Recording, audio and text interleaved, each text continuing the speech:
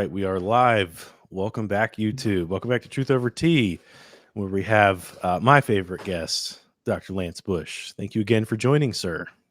Yep, good to be here. Absolutely. So today we have a couple of fun things to go over. So I saw Lance doing a live critiquing, and I've seen him critique many theists attempting a moral argument, discussing moral realism, anti-realism, and you notice that if you take the argument seriously, if you steel man both sides, a lot of times there's going to be, you notice a dialectical error in the discussion. Either there's presuppositions made on one side or the other, and so I feel that these do need to be addressed.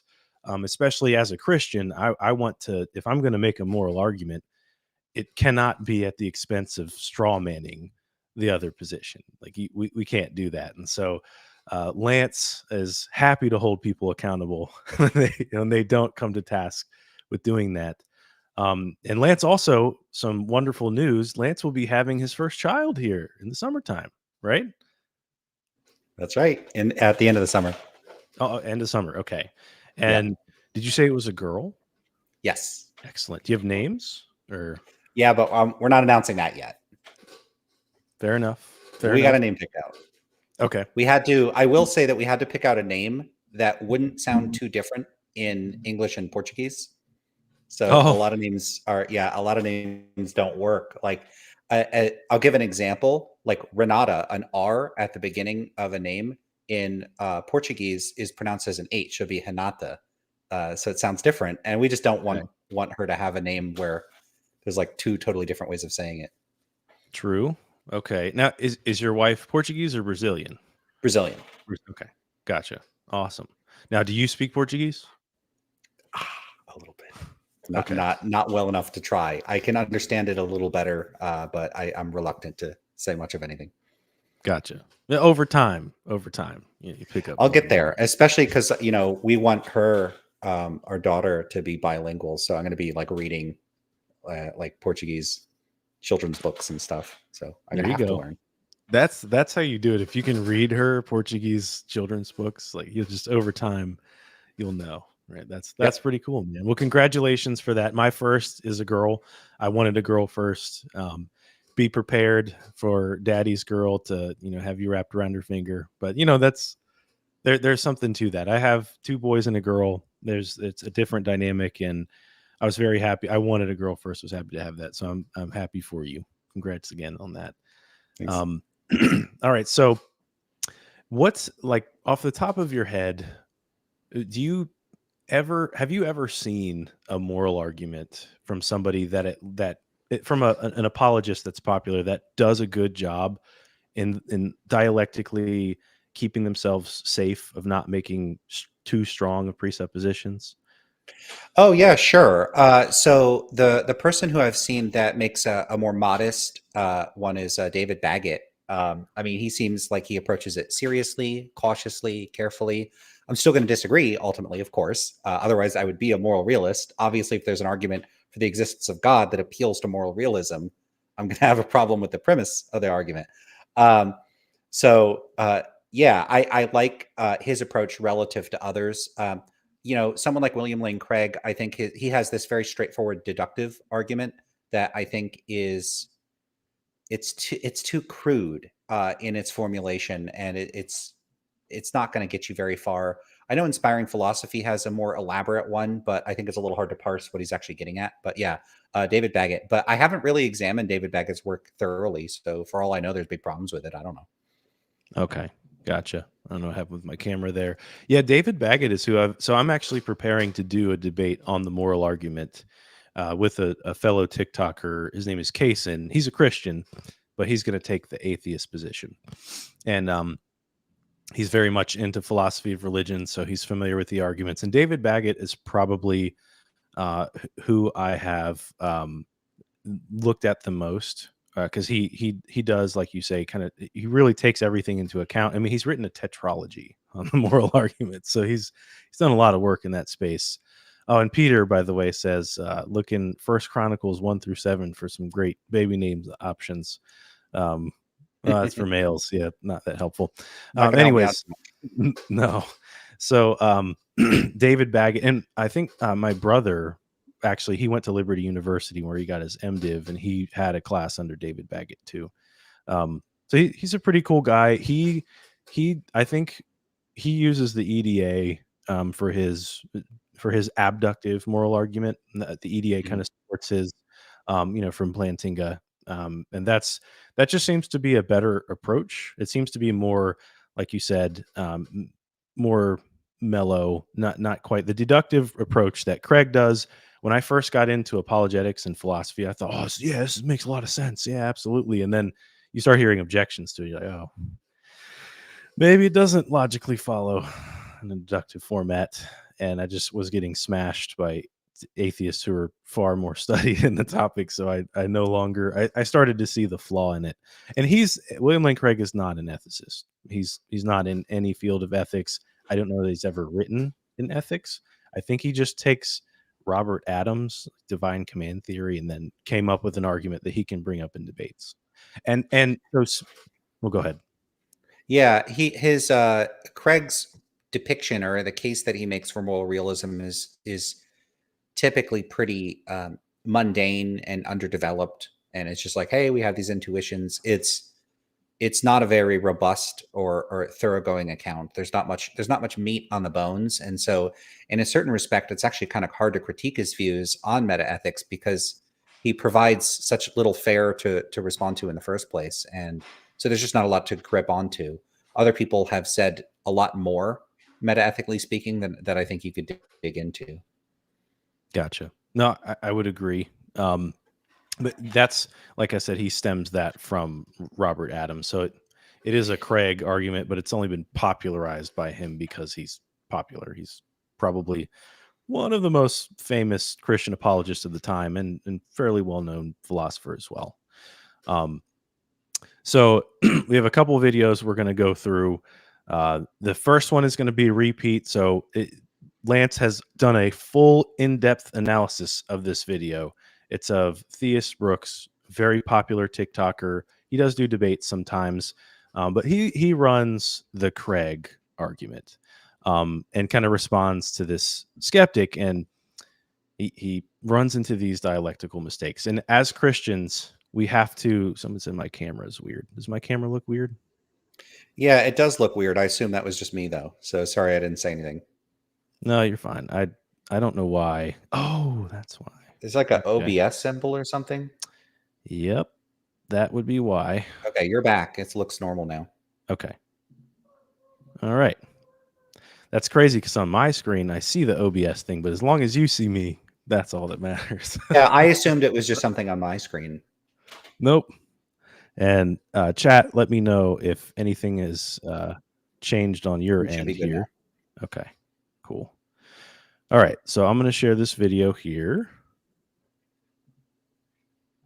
Here we go.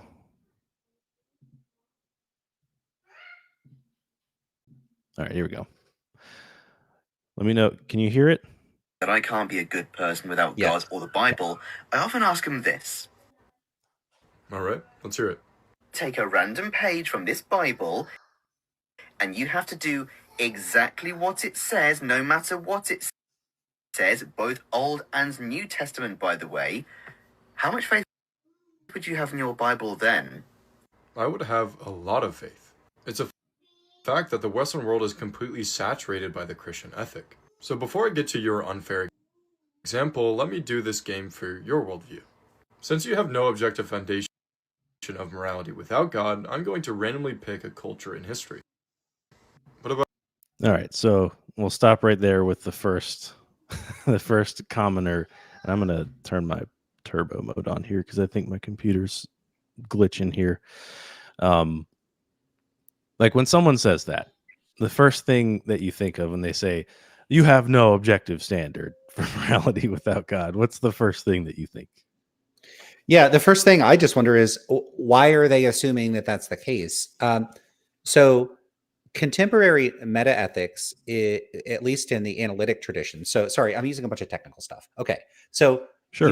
you have this kind of division in Western philosophy between the people more on the continent, France, Germany, and so on and so forth, and then more of the British, American, Anglosphere world. There were specific sort of methodological and tonal and other sorts of ways that they started approaching things somewhat differently.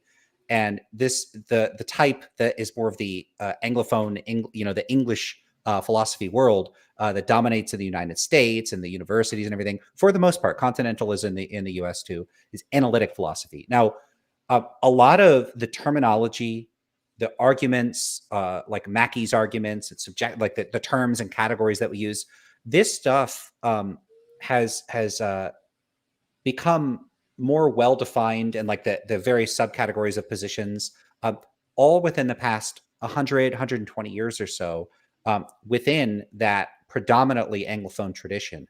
And within that sort of a dialectic, within that space in which these ideas have been published in books and articles and all that, it's mostly been approached from a secular perspective. And what I mean by that is not an atheist perspective, although today most philosophers in the analytic tradition are atheists. What I mean is simply that people were trying to make arguments for or against various meta-ethical positions without any explicit reference to God or religion. And this includes Christian philosophers that are moral realists. Many of them will present a philosophical argument for why moral realism is true that's not grounded in God or something about God's nature or something like that. That these arguments are presented independent of whether or not God exists. And so the main body of work in which these arguments have been developing and refined in the past century or so, there's very little by way of direct appeal to God. You have a lot of the big dispute between non-naturalist moral realism and naturalist moral realism. Almost nobody brings up God within that dispute, and there's a whole panoply of positions that have been carved out. Now, if someone wants to say it's impossible for any of those accounts to get off the ground without God, they're going to need a hell of an argument. And I say that as a moral anti-realist, that you would need one hell of an argument to show that it's not possible to have moral realism without God. I have never seen any argument that even looked remotely compelling for that sort of case. And what's weird about it is it's so unnecessary. You could just say, look, these views, I think this is the best account of realism, is one that appeals to God. So yeah, sure, you've got your secular realist account. I don't think it's as plausible. Why make the stronger claim that it's literally impossible? Why? What's the point? It's an overwrought claim for which the people that make these sorts of claims almost never bring any receipts. What they'll typically do is, at least in the few interactions that I've had with people that hold these sorts of views, is they cash out or characterize morality in such a way that they basically mean something that depends on God. And then they're like, see, so something that depends on God logically depends on God. Well, that's true, but the secular moral realists are just going to deny that you've characterized it in a way that they find acceptable. So they're not going to accept that morality is something that by characterization or by definition depends on God. That is what the dispute is about. And so it's not like I typically see people that make these claims go around refuting Platonism, refuting like something like Scanlon or Parfit's views, which try to strip out the metaphysical claims but retain some type of realism. They're not refuting naturalist accounts if they even know what they are. Like I never see someone say, look, hey, we're going to have to deal with the analytic naturalists and the synthetic naturalists. So here's the objections to analytic naturalism. Here's the objections to synthetic naturalism. Let's go look at this paper by Fraser and Strelny and see what's mistaken about it. I don't see any of that work. So there's this massive body of work, and the people making these claims, it's not even that I never see them do the work to show why these views are wrong. They seem to be completely oblivious to the existence of this work. Now, I say all that. The last thing I'll say about this is I'm not precluding the possibility that a serious Christian or theistic philosopher would say, hey, I'm willing to take on the task of showing why all these views are wrong. And they wrote their dissertation on this, or there's work out there. What I'm saying is that in the online like debatosphere and apologetosphere, whatever you want to call it, I don't even see anyone making mouth noises in the vicinity of doing that kind of work. And that gives me the impression that people are not aware or are unwilling or unable to engage with all of that work. Yeah, that's unfortunately that does kind of seem to permeate the apologetic sphere. You'll kind of have the jump from they skip like the step in between to argue for realism in general and then how that supports theism, because you don't have to have realism necessarily to support theism. I've seen people make an argument for anti-realism or just some form of non-realism, um, that would also be supported by God. Like you don't have to make that jump, and when you do make that jump, like you said, just making that hard statement, you have no objective standard without God. Like you said, they're kind of ignoring lots and lots of literature. And I mean, at the most popular level, I encourage anybody who hasn't seen it, go watch the debate between William Lane Craig and Eric Wielenberg. He's an atheist, moral Platonist. I don't think that his account works that well, but that is an atheistic form of realism. So rather than disregarding that, we should address that. So, anyways, that's what I would say to that. Have you seen that debate? Yeah, I don't remember a lot of it. It's probably something I should go back and review at some point, since I've been doing a lot of reviews on my channel. Oh yeah, no, that would be a good debate to review. It's and there are some people. If there are like two debates that I can think of that people will say William Lane Craig might have lost, because he is very good with rhetoric. He can really he's very good at debating. Like that is not only is he a philosopher and theologian, he's very good at debating, and so he was able to I think do pretty well in the majority of his debates, especially against someone like Christopher Hitchens or Sam Harris. Like they're just not prepared to debate somebody like him. But Wielenberg, I thought, did really well. And Sean Carroll surprisingly did pretty well, but that's over physics. It's a totally different thing. But now let's see Theus Brooks get into relativism. What about Germany in the 1940s or the Mayans? Your moral standard right now is completely arbitrary. To say those cultures are better or worse presupposes an objective standard. There have been so many evil cultures in history. You would lose this game. And to clarify, when Christians say you can't be a good person without God, they are not saying you need to believe in God, but that rather, without God, there is no justification or grounding of what a good person is. At the end of the All right. day, everything is just dust and particles. How could you All right. So go ahead. Yeah, so this claim that like there were other cultures that did bad things in the past, if you don't have an objective standard, I don't recall exactly what he said, but it was something to the effect of what, you're not able to judge them or you can't say they're bad. Could you maybe? Yeah, he's like saying it's going to be arbitrary because we could just pick any of these cultures if we're looking at a relativistic view. That's what he's saying. Right. But the issue is that sometimes when a realist is critiquing an anti-realist, they will suggest that the anti-realist is unable to take a moral stance at all, or that they're not able to condemn other cultures or other individuals. And that's not true. And it's not true for pretty much the same reason that it would be ridiculous. Like and I use these examples a lot, but I use them because they're good. I'm not a realist about like food, whether food tastes good or bad. If you like cilantro, you like cilantro. If you don't like it, you don't like it. Nobody's right or wrong here.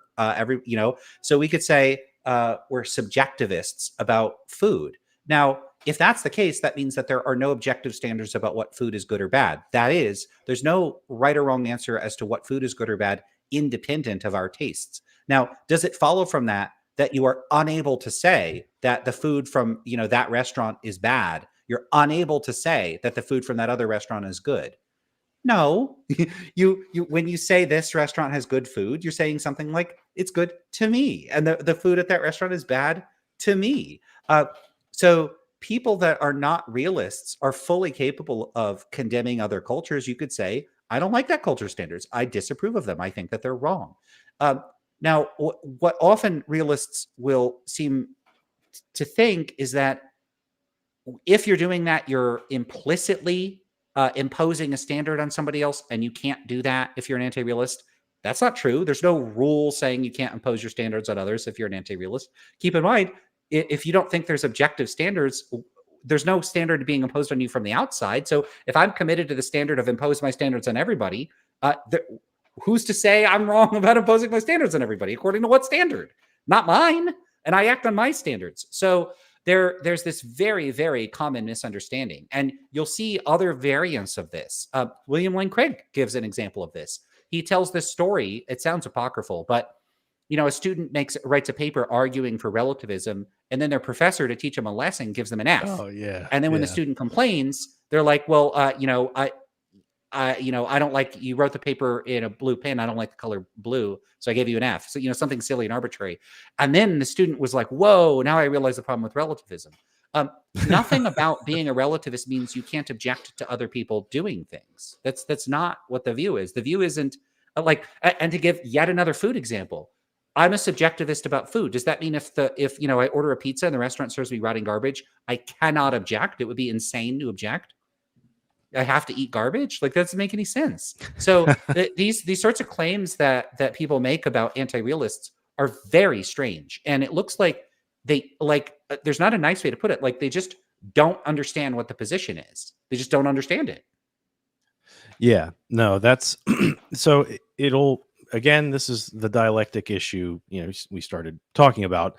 First you have to understand what the anti-realist actually thinks. Tell us, just bird's eye view.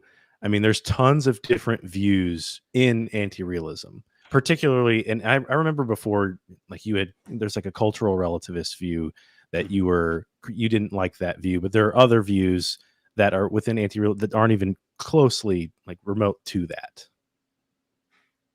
Right. I was probably talking about some type of agent relativism. So that's what it was. This is very closely related to these misunderstandings about anti-realism. A lot of people, for whatever reason, think that if you're an anti-realist, that you're an agent relativist in particular. So this distinction between agent and appraiser relativism is not frequently discussed. So it's not, well, I shouldn't say how complicated or not it is, because it's a little weird, but I'll do my best. Okay, so agent relativism is the view that whether an action is right or wrong is determined by the standards of the agent performing the action or the culture of the agent performing the action. By agent, I just mean a being that's making decisions. That's all that really means. So if there's a person that thinks it's okay to steal, and I'll focus on the individual one rather than the cultural one. If the person thinks it's okay to steal, it is in fact okay for that person to steal. And then if another person thinks it's not okay to steal, it's not okay for that other person to steal. And so the two people are subject to different sets of standards. Each person's personal moral values fix or determine what's right or wrong for that individual to do in a way that does not extend to or apply to any other individuals. So each person becomes a sort of individual legislator of what's right or wrong for them in a way that is actually true, independent of anybody else's preferences or standards. So in other words, if a person thinks it's okay to steal on this view, I have to think it's okay for that person to steal because they decide what's right or wrong for them. And I have to respect that. So weirdly and almost paradoxically, I jokingly call this a la carte realism, because it's almost like it functions what the moral facts are, and then everybody else has to respect them. So functionally, what it is,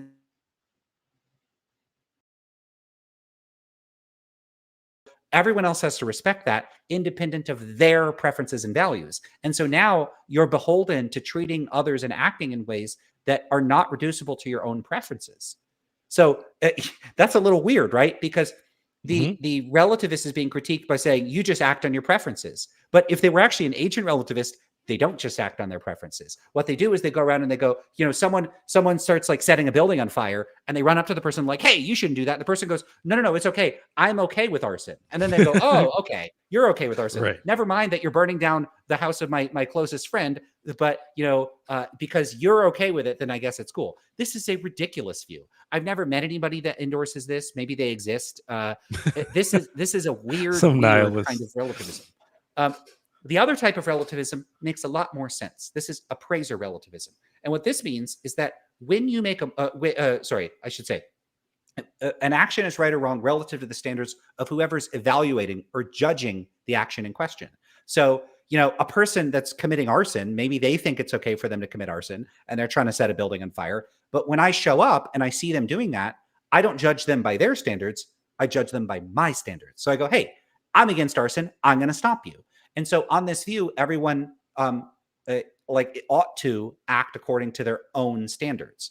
And in a certain way, ought's just reduced to statements or claims about those people's personal preferences. Now, you can raise lots of objections to this, but it's not a view that commits you to having to be okay with other cultures and other practices. So when Theist Brooks says, "Hey, if you're not a like a moral realist, or you're not a theist and you're stuck with moral anti-realism or whatever the claim is, you're stuck thinking that there's no way to condemn like Mayan, like people committing human sacrifice or whatever."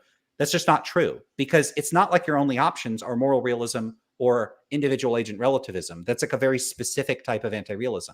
So it's very weird when people frame things in this way. It's like, it's not like I just have a particular perspective on this. This is a person that literally does not understand what the options are. It's like saying, I'm trying to think of a good example of how weird this would be, because there's so many anti-realist options. It's weird to say, if you're not a realist, you have to be this specific type of anti-realist. Okay, here would be an example. It'd be a bit like saying, if you're not a Christian, you must be a secular humanist. Right. It's a false dichotomy. What? It's just not true. You could have some other religion, or you could be an atheist and not be a secular humanist. It's a bit like that. It's real weird. Yeah. No, I 100% agree. So my brother, Brendan, he's here watching us. He has a question here for you. Mm-hmm. So how would you respond? So he's asking about the blue folder example that you gave. So how would you respond to this question? So the question is, on what grounds is the student with the blue folder angry that his paper got an F without borrowing from an objective understanding of fairness? Well, you don't need to borrow anything. You could just have a standard and live by it. So you don't have to think that the standard is true independent of you endorsing it. You can just endorse a standard. Okay.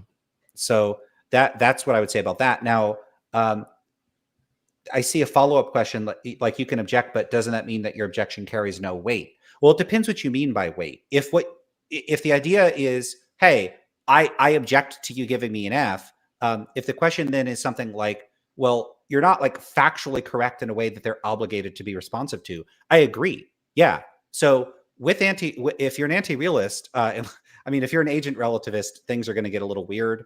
And in fact, there's a variety of anti-realist positions that in a certain sense are able to leverage some degree of authority or quasi-authority over people. And these would be something like constructivist views. So I'll give one example. If you're an ideal observer theorist, then you think that the moral facts are the facts that a fully informed and ideally rational agent would endorse. And so on that view, there is a single correct set of moral standards, but they're stance dependent. So you're an anti-realist because they depend on the standards of a hypothetical agent, but there's still a single correct set of moral standards. And on that view, you might still say to somebody, hey, what you're doing in giving me an F is inconsistent with the moral facts. And that person wouldn't be able to opt out of that. Their actions are morally wrong on this view, even though it's a stance dependent view. So there are anti-realist views that actually can carry arguably some weight. I don't endorse those views, but they exist. So you do have that. And then another thing is to just, your views don't carry that kind of weight. I just don't think views have that kind of authority. So sometimes people will say, well, then why should anyone care? Hold up. I never said anyone like must or should care. I'm just telling you what my preference is in these cases. I object. It's the same thing. Take being a subjectivist about food. If I go to a restaurant and I order pizza and they serve me rotting garbage and I object, by what authority? Right? They could say, well, I don't care if you don't like the food. If you don't like it, get the hell out of my restaurant. They could say whatever they want. Now, there might be like legal norms or something, like maybe I'm allowed to not pay them or something, but those are enforced by people. They're not like objectively true restaurant norms. That's not a thing. Right.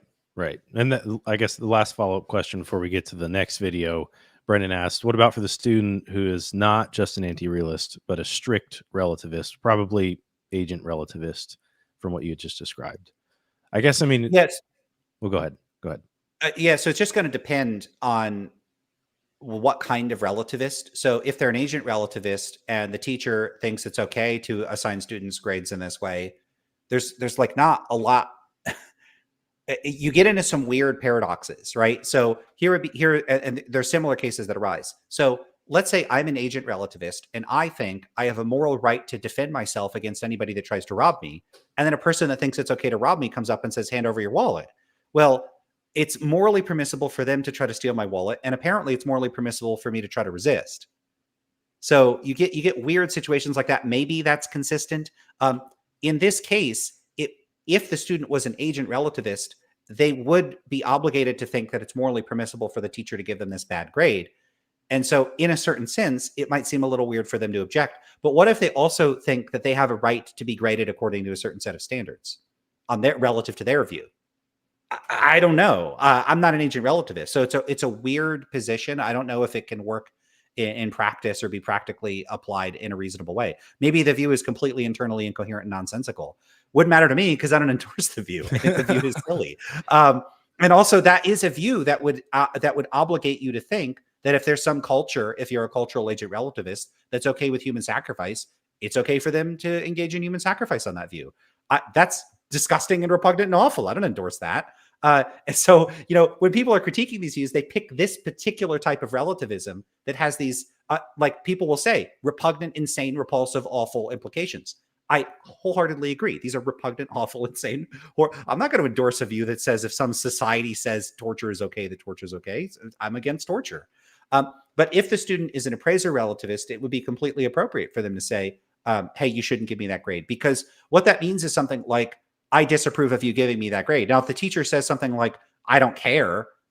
Yeah. So there's not a lot of moves left that the appraiser relativist is going to have. I will make a note though, that in the case of a moral realist, what's a moral realist going to do? Say, hey, well, it's objectively wrong for you to give me that grade. It's still an option for the person giving you the grade to say, one, they could say, I don't agree with you about what the objective moral facts are. That's a move. And the other move could just be, I don't care. Yeah, okay, so I'm doing a bad thing. I don't care about doing what's objectively right. So there's a couple moves that a realist might be able to make that an anti-realist can't, but it's not so clear that they're going to be any more effective. And, a general point to make is if a person is trying to rob you in an alleyway and you're an anti-realist, people will act like you have no resources. I've never heard of anybody being robbed in an alleyway saying, hey, don't you realize that it's objectively wrong to rob people in alleyways? Let's have a debate about meta ethics and normative ethics right now. And the person goes, oh, sorry, I didn't realize I wasn't allowed to rob you. My bad. And then they leave. That's not going to happen. In practice, when people are trying to get someone to not rob them, they might threaten the person. They might say, look, there's security cameras. You don't want to get caught. They appeal to considerations that impact that person's goals and interests. They don't try to appeal to the fact that there's things that are right or wrong independent of their goals and interests. So, Right. Another thing, ironically, is I would say is that, a lot of times moral realists will say, moral anti-realists don't know how to handle moral disputes and disagreements. Only realism can handle disputes and disagreements. I actually think the opposite is true. I think in practice, a lot of disputes directly appeal to people's values and interests and not objective moral facts. And so people functionally operate quite a lot like an anti-realist or in a way consistent with anti-realism. I don't mean people are anti-realists. I just mean that we typically appeal to people's values and interests. We don't try to say, but it's objectively true. Right. No, I think that's a good way to put it. Ultimately, anti-realist just means stance dependent. That's really all that means. It doesn't mean that. I'm sorry. So say that again. Oh. I'm thinking of within cognitivist views, not non-cognitivist views. But normally, if you're between realist and anti-realist, the difference is stance dependent, stance independent. Which that it doesn't necessarily break down to the worst type of reductions people try to do, like you were just describing with an agent relativist of a sort. I was actually, did you by any chance watch the Jordan Peterson Jubilee thing with the 28th? Oh yeah, watch the whole thing. Okay. Yeah, so the main person that got popular with it, Danny, yeah, the one that said you're nothing or something. Yeah, he's a friend of mine, so I know him very well. No, I know Danny. I've had several discussions with him on TikTok. I talked to you and him on the same live before. Oh, okay. I guess I forgot about that. I was really shocked when he said he didn't know what a stance independent. I don't know I think stance independent, what that meant. there was that one girl who was talking to him and said, well, if something is true, if this is true, stance independent. And he was like, what's that mean? What's that mean, stance independent? I was like, why are you facing 20 atheists trying to defend Christianity? You know ethics are going to come up. You don't know what stance independent means. That was crazy. Yeah, well, he questions what people mean about the word like do. So I don't know. It's hard to judge what Peterson is in a position to have a position on and be knowledgeable of, and what he's not, because he's so disposed towards questioning every word people do, to the point that people caricature him. So yeah, he and I like a lot of what he says in certain things, but that was crazy. That was one of the hardest videos to watch. And I thought he had some, like Parker, for example. I've talked to him several times, very popular TikToker. He asked him legitimate questions, and I don't know why he was so like scared. It's a hypothetical, man. It's a brain exercise. We do this all the time in any philosophical discussion. Like the trolley problem is a classical one. Why is this any different? Yeah, it's very strange when people say that they won't answer a hypothetical, because if you gave them, you could give people a fairly straightforward hypothetical, like if you went to this restaurant, like if I love food examples. If you went to the pizza place, what toppings would you get on the pizza? That's a hypothetical. So it's a silly hypothetical. It's not very interesting, but it's still a hypothetical. So this idea that you cannot entertain hypotheticals, I'm assuming he didn't mean that literally. I think he had specific issues with someone trying to create a highly, like if we're going to try to steal man, where Peterson is coming from, he doesn't want to be forced to give a dichotomous response to a highly contrived scenario. The problem is, I just don't think scenarios where it would be a potentially a life or death situation where it would make sense to lie are like so radically implausible or impossible to imagine yourselves in them. I didn't buy that as reasonable at all. Unless you're a deontologist, there's no reason to commit to that. So, what would be the loss on that? So I actually think that there was something there at work where what Peterson was saying might have made more sense than people gave him credit for. I didn't know we were going to talk about this, but it's a cool stuff. So when Peterson is giving his account of belief, remember that Parker ended up saying that's like a really idiosyncratic or non-standard way of using the term belief. I don't think so at all. Because if someone goes up to you and says, what do you believe? What do you believe in your heart of hearts? You're going to talk about the beliefs that are most important to you. Like your beliefs are like those values and commitments that you hold sacred and you would be willing to die for. But that is a sense of belief that people use. I bet if you look up in a dictionary, it's going to have some characterization like that. And that's very different than a very mundane, technical, kind of boring sense of belief in like analytic philosophy, which is simply affirmation of the truth of a proposition. Like it's just like it. Like if you said, "Hey, 2 + 3 = 5," yeah, I believe that. It's not a deep commitment that I have, or like I believe Jupiter is bigger than Neptune. I'm not like gonna die for that. Like if like the insane astronomical society says like, no, Neptune is the biggest. Okay. I don't want to get burned at the stake for like, I don't care that much. If you want to get me, I'll lie about that. So I think that Peterson had a pretty easy move to make, which is, whoa, hold up. By beliefs, I mean like deep commitments. I don't mean like just affirming the truth of a claim. So we're using two different senses of belief. My use is a completely conventional one too.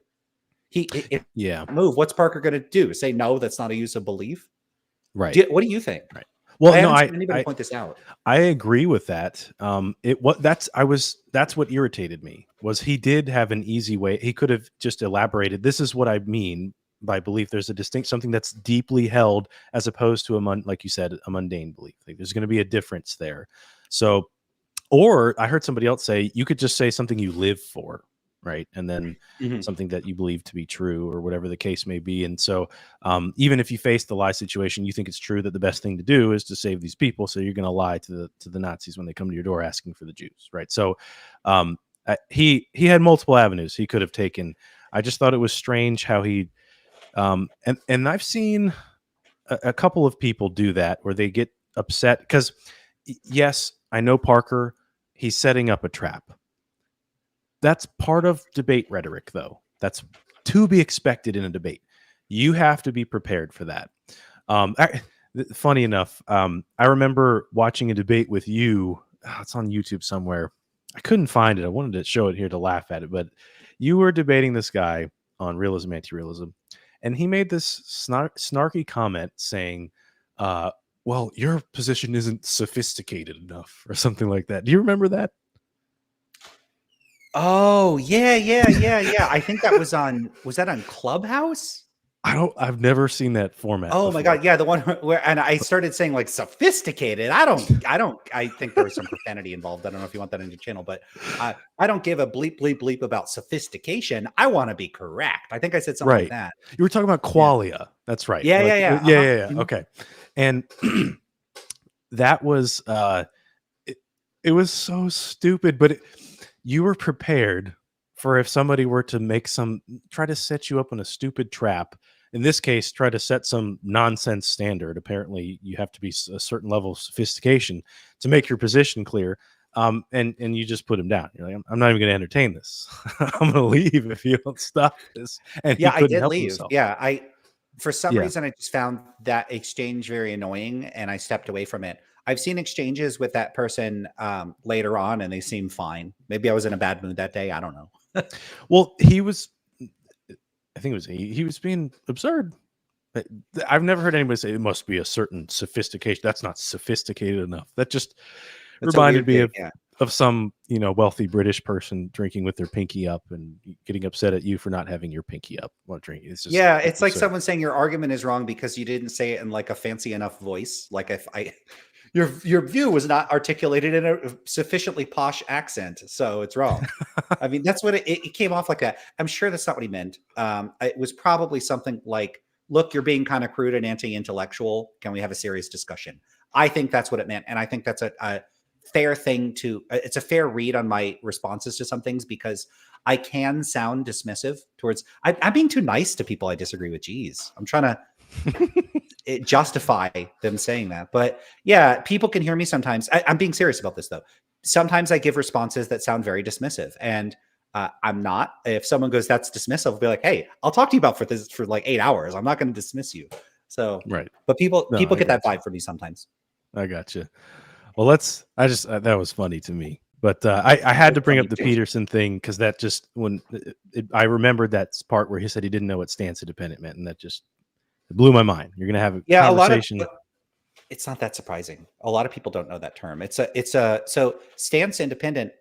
I started using that term, and a few other people started using that term in the past 2 or 3 years in the various YouTube places, but it's not a universally entrenched term even in the academic literature. So like Mike Humer uses the term observer independent, and other people are still using the term mind independent, and then other people are still using the terms objective and absolute, all to mean the same thing and sometimes different things. So it's not like the term is so unanimously employed and so ubiquitous within the academic field that one would reasonably expect everybody to know it. So it's not that big of a deal that he didn't know it. Interesting. I guess recently from even I think David Baggett uses that term, that it's just mind independent. I don't know how people still use that. Like you can't really have morality without minds. So yeah, that's the problem that people started having with that term. If I had to put my finger on it, my impression is that Russ Schaefer Landau popularized the term with, I think it was moral realism, a defense. Yeah. That I saw the term used several times there. I remember having a discussion with somebody that traced it where I think in the book, Landau attributes the term to Schaefer Landau attributes the term to somebody earlier. And so the term goes back to like the 80s or 90s, maybe like late 80s, early 90s. It's not that old of a term. So basically it looks like it's working towards being the entrenched terminology, but it's something that's only happened gradually in the past few years. Oh, okay. Well, I thought that was the lingo. So, well, I guess it's a lingo in online debate circles. Gotcha. Okay. And then Brendan asked, what's the difference between absolute and objective? For this purpose, it's the same. It's just... Yes, but there is a use of the term absolute to mean moral rules that have no exceptions. So that's not the same thing as a moral rule that stands independent. Okay. So it's sometimes used in different ways too. And that's It's really unfortunate. And objective is sometimes not used to mean exactly the same thing as stance independent. So unfortunately, not everybody uses this. This terminology is not used consistently. Wow, that would be confusing. So, okay. So it's possible, like, you could be reading a paper and one could use both terms, not exactly Yes. pointing out the same thing. Okay. Yes. And I found, and this became an issue with one of the papers that my co-authors and I were publishing, is a reviewer was like, "Hey, why are you using this term? Shouldn't you be using that term?" And we were like, "No, we're using the terminology of the papers that we're addressing and responding to." Okay. And I don't know how this turned into exchange with the editor or whoever. But what I ended up doing is just saying, look, I did the work. I went and looked at the papers and I like quote, quote, quote, quote, quote. And I'm like, look, that's the terminology they're using. What do you want me to do? Change the terminology in our response? That'll confuse people. And I guess they relented on this. I don't remember what the result was. But I've seen papers that alternate the terminology within the same paper. So they'll say subjective, relative. They'll switch between anti-realist and relative as if they mean the same thing. They don't. They'll say relative and subjective to mean the same thing. They'll say absolute and objective to mean the same thing. So it's a mess. It's a mess. Fair enough. All right. So this video, this is John Steele. I really like John Steele. I think he's a great apologist. He studies the arguments. He does some philosophy. So he's going to do a moral argument here. But he more so does like discussions with Muslims. That seems to be the more popular thing. He does get some atheists on too. But I like John. He's a good guy. And so this is going to be a video of him getting critiqued by a fellow Christian, the one I'll be debating, on how he's wrong about using the basic dialectic, the problem we've been discussing. And then he tries to correct it, but I still think he does the same problem again. So we'll see what you think of this. Certainly not least. By which standard are you to say that you are a good person? How are you measuring that? Because if God isn't real, it's just moral subjectivity, which at the end of the day is just popular vote. So you looking at somebody and saying, you're not actually a good person, you're just a good person on a leash. By what standard do you say that? So before I fully respond to this, I do just want to say that I do like John. I am a Christian, but I don't agree with the things that John is saying near the end of his video here. Thanks, man. Here, well, I have to close some tabs out to make this not so glitchy. But what are your thoughts so far? Yeah, if you're not a realist, it doesn't make you a subjectivist. And if you are some type of stance-dependent proponent, it definitely does not mean that you think that the moral facts are determined by, quote unquote, popular vote. If you're an individual relativist, you think that what's right or wrong is an expression of your personal standards and preferences. You don't think it's a matter of popular vote. So, for instance, if I'm a praiser individual relativist and I think torture is wrong, if 70-80% of the United States is like, no, we actually think torture is okay, I could say, okay, well, I disagree with 70-80% of the United States. Then I'm not obligated to go with like whatever arbitrarily delineated groups like the majority opinion is. Subjectivism is not democratic morality. That's not what the view is. I like that, democratic morality. Okay. All right, let's all right, we'll get back to it. I closed out some tabs, so we should be able to not have too much slowness. Here we go. Thanks, man. I really appreciate that, and I appreciate your input here, so let's address it. So John asked a rhetorical question towards the atheist. He says, if you're an atheist, how can you say that you're a good person, and how can you measure that? He even then goes on to say that without God, everything just kind of terminates in moral subjectivity, which furthermore terminates in we, say what's good based on popular vote because it's subjective. And I still stand to that. There are many different standards you could call yourself a good person by, and many different standards you can use to measure that. 3, the main ones being virtue, ethics, deontology, and consequentialism. Under consequentialism, you'd be considered a good person if you consist. All right, you make that face. Yeah, I got problems with the response. So the response is so it sounds like who's the person that's making the critique? Not this one, the other one? This guy, yeah. The guy with the curly hair here. Kaysen, John. John, okay. Yeah. So when John is making a critique, it sounds like John is making a meta-ethical criticism, which is that without God, you don't have an objective moral standard. So if you went around saying something's morally right or wrong, like by what standard? What are you appealing to? That sounds like a meta-ethical question. Like, what are you grounding? Sometimes people use that. I don't like the terminology, but like, what is it that makes your moral judgments legitimate or true or authoritative? Whatever. He's not specific, so I don't know exactly what he means, but something like that. what this response to him is dealing with is saying, hey, well, we have a variety of standards we could use. From a And then he normative proceeds to sense. provide like normative ethical Yeah. theories. That's not addressing the concern about the meta-ethical foundations of whatever you're basing your deontology, consequentialism, or virtue ethics on. So it sounds like there is potentially some conflation between meta-ethics and normative ethics in this response to him. So it looks like Yeah. they're both making mistakes here. Well, he will go into meta ethics. At least he'll Okay. talk like Platonism and stuff like that. This is just, he was saying you can be a good person by these normative standards. That's what he's Okay. I saying. mean, it might not be a mistake, but it does seem like a somewhat oblique and unusual response to give. I would have dived straight into the meta ethics. Same here. All right, let's keep going. Constantly overall produce the best kinds of consequences. And the best kind of consequences would be subjective, because it'd be based off the individual's subjective opinion on it. So therefore, this would be subjective morality. Under deontology, you'd be considered a good person. That's a little weird too, because if you're for instance a utilitarian and you think that what's morally right or wrong is what it maximizes utility or fails to maximize utility, whether or not something maximizes utility or not, that's not a matter of subjective preference. That would be objectively true.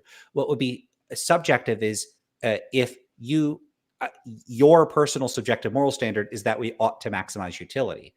Then whether or not it's true that we ought to maximize utility on that view would be relative to your standards. But then conditional on that, what it is that in fact maximizes utility or not, that's not a matter of subjective preference. So I'm not quite sure that there's, it looks like people are making subtle and unusual mistakes here. Sorry, I shouldn't say unusual mistakes. These are common mistakes. But the mistakes are non-obvious because it looks like they might be talking past one another a bit or misunderstanding each other a bit. Yeah, that's I think it might clear up a little bit towards the end. But again, I mean, that was the whole reason I wanted to bring you on. It's very easy to slip in these dialectical mistakes.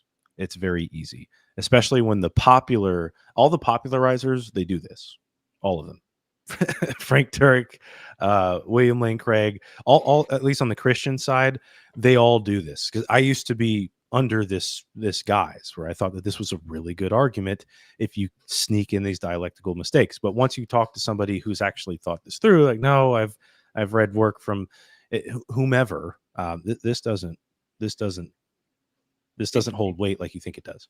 Yeah, can I say something about that? Yeah. I mean, from my perspective, if Christians want to win people over, I don't think it should be in the realm of meta ethics. I mean, I understand the need to, and I would agree with Christians that want to oppose the type of moral malaise that afflicts society, where people will call themselves relativists, and they have this like anti-interventionist attitude. They're, oh, well, if their culture is okay with doing these horrible things, we shouldn't judge them. Hell yeah, we should judge them. So like I'm on the same page of Christians that are frustrated with that.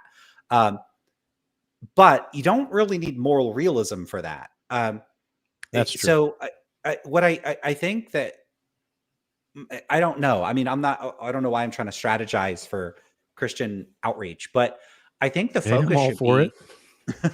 I feel like the focus should be on direct, practical, and applied consideration. So if someone okay, here would be an argument you could use.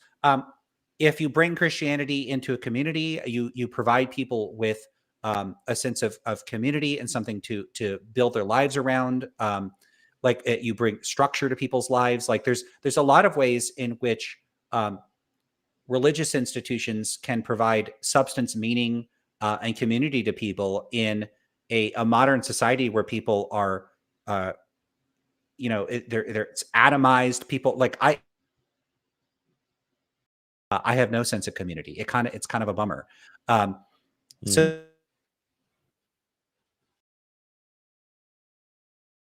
And I don't think that has to be cynical. I don't think it has to be, hey, let's prey on people that are needy, and then we'll try to convince them of what's true. It's more that if people one, it's just good to give people something that's good for them in and of itself. And then two, often I think when people come to accept something as true, I don't think they typically accept it by considering, a bunch of philosophical arguments. I think truth often emerges from practice. And I think that as an atheist that's not a Christian at all, I'm a pragmatist. And I think that this is just generally how human psychology functions. Um, I think that people come to believe what works for them. I don't think it's the other way around. Gotcha. No, that makes sense. I think Christians should know metaethics. So if they're going to get into the realm, especially if you're in the debate realm, you need to know it. But I guess it's helpful to those who are interested. And then, of course, not everybody's going to be interested. You mentioned you were a pragmatist. Is that your epistemology? Or Yeah, it is an epistemology in a sense, but it's more comprehensive than that. okay, So I would call it epistemology kind is of crazy for me. I would call it like a meta philosophy, but yeah, it's more comprehensive and foundational than that. But no, I don't disagree with you. I mean, meta ethics is my main hobby, passion, professional practice. Like it's what I think about and do all the time. But I do think that at the end of the day, the realist accounts and the anti-realist accounts end up converging and bottoming out in not having too much of a practical difference in how they end up manifesting, with the exception of very specific types of anti-realism that might have those sorts of views. And I don't endorse any of those views. So at least on my own anti-realist view, I don't act or do anything in a way that's all that different functionally from a moral realist. And I think that's the right view to have. And so I think it's important to know this stuff for the purposes of not making mistakes. But if one's goal is something practical and applied, I do think ultimately too much emphasis on abstract philosophical stuff is probably not the best route. Like to lean too much into that rather than the more practical and applied stuff. And I say that as someone that does the abstract stuff.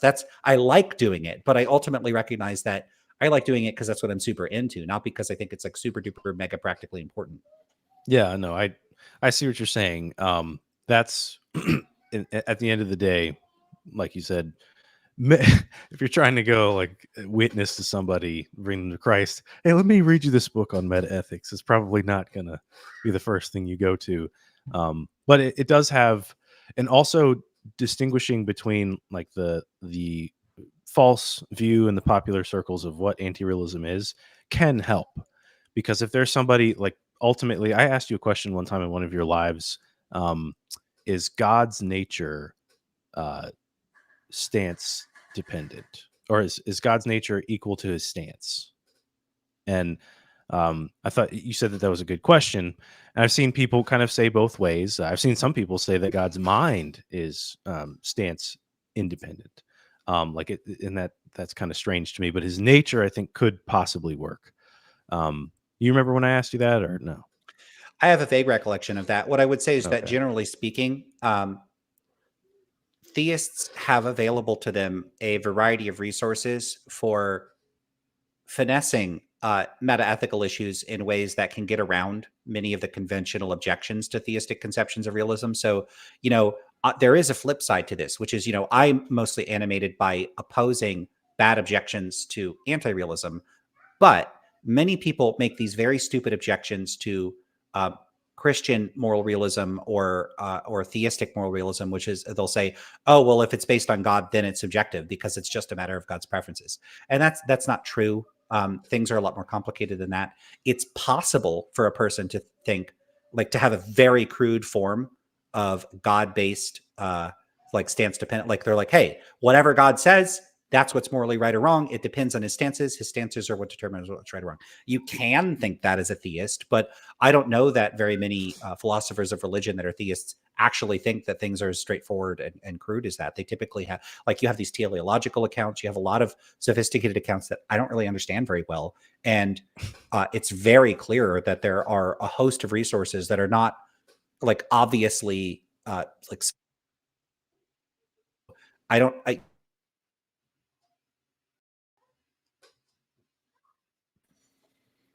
Well, no, I appreciate that because it does kind of happen on both ways. Somebody will say the worst is when, oh, Christian morality is subjective because it's subjective to the Bible. Yeah, The that's Bible doesn't nonsense. That makes no change. sense at all. Yeah, It's subjective yeah. to the Bible. What the hell? You'd be surprised. You'd be surprised. Yeah, But honestly, I wouldn't be surprised. I guess yeah. You've been I've in the seen space. so many bad arguments on every side of every position that it's exhausting. It's just there's so much confused nonsense out there. No, there is. There definitely is. Well, let's get back to this. And if you align yourself with the types of moral obligations or duties that you think there are, which again would be subjective because it's based off what you think they are. So it's subjective morality. and under virtue ethics, you'd be considered a good person if you uphold of virtuous qualities that one thinks is constitutive of a good person under virtue ethics. Which again is moral subjectivity because those virtues are based on the subject. It's also just not true that without God you would just strictly have moral subjectivity. You could be a moral naturalist, a moral non-naturalist, a moral Platonist. You could think that there's objective value, which is the kind of truth maker for our moral statements, etc. There's a lot of different views.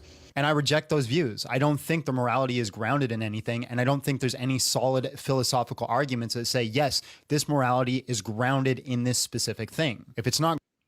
So, and I know you said you don't like the language of grounded, so I had to have you hear grounded like 10 times here. But that's so, like I said, he does come in and present the other atheists, or non-naturalist, naturalist views, Platonist views that are realism, that's moral realism, just not theistic. But when he's saying that this is subjective, like it's like it's as if he just doesn't get what Kaysen is saying, or what do you think's going on there? Yeah, I mean, he said, "Oh well, then they're based on the subject." I don't. What does he mean by that? And he said something like, "Well, it's subjective because, like, what, like you believe it? It's what you think is the case." Yeah, but you could think that what is the case is what's objectively right or wrong. So you could be an atheist, and then you could think, "Well, from my point of view, I think certain things are objectively right or wrong because I'm a Platonist." So. What Wielenberg is a Platonist, right? You can think that. Now, it'd be weird to say, well, it's subjective because you think it. That's a different sense of subjectivity. So that's just not understanding what subjectivism, meta-ethical subjectivism is about. Meta-ethical subjectivism roughly is something like this. It's the view that when people make moral claims, they're reporting facts about what's right or wrong relative to their standards, something like that. It's a view about what makes first order moral claims true. Now, by first order moral claims, I mean moral claims that are not about other moral claims. So if I say stealing is wrong, lying is wrong, helping the poor is good, those are first order moral claims. A second order moral claim would be a claim like there are no true moral statements. It's like a claim about morality. So you got the first order, you got second order, maybe there's third order claims. Like you could say all theories of metaethics are stupid. Okay, that's a third order moral claim. And then someone could say Lance's statement was stupid, and that's a fourth order. You could keep going. So those first order claims, it's a view about the meaning of the first order moral claims. It's not the view that people hold a position like from their perspective. All positions are held according to a perspective. Like the belief that 2 + 2 = 4, I hold that view. Does that make it subjective? That's silly. So it looks, he's hinting at like he might not understand what subjectivism is, meta-ethical subjectivism. But it's not super clear because he's trying to give these very quick responses. So yeah, there might be a misunderstanding there. If I had to bet, I'd say it looks like there is, but it's hard to confirm. Yeah, and that's again, this goes back to that confusion that you assume anti-realism is just like nothing more than your thoughts. It's like, oh, I think this, therefore I'm an anti-realist. This is my anti-realist view. Anyways, that's just not the case. It's just not what the view is. Right. Yeah. All right, let's keep going here. Grounded in anything specific, then it's based on the subject rather than the object. Therefore, in conclusion, it defaults to subjectivity, not objectivity. This isn't to say that these views don't have their own problems, but it's not that clear cut just to say that without God, these views don't exist or something. These views definitely exist and they need to be assessed in order for someone to say that without God, these views also fail. I never said that these views don't exist. What I'm saying is morality can only be grounded in God because I believe God is the necessary being. And this makes it objective because God transcends objectivity and subjectivity. God is the object of our worship, but also the subject that gives our command. He transcends these categories. God being good and good being equal to his nature makes morality objective in God. I do not All right. Yeah, So you're that's shaking your head there. bordering on incoherent. I mean, he's using like object and subject almost like grammatical structures or something. He's just equivocating on the meaning of the terms objective and subjective. He's God is the object and the subject. That is not. There's no consistency in how he's using the terms objective, subjective, object, subject. Honestly, it sounds like I don't mean to be harsh. It sounds like word salad. I don't know what he means by any of that.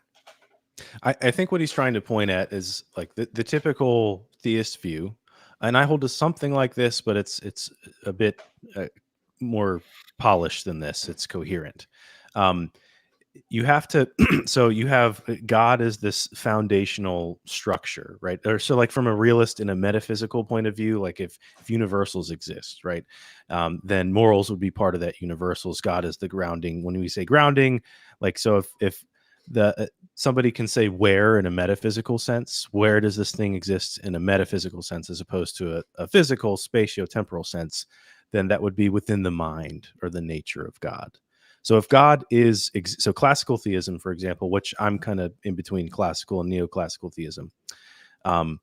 Classical theism says that God is existence. Like the name in the Bible, Yahweh, means existence. It means I am. So that's the foundation of existence. So that means universals would be grounded in existence, right? And so that's what he's trying to explain here.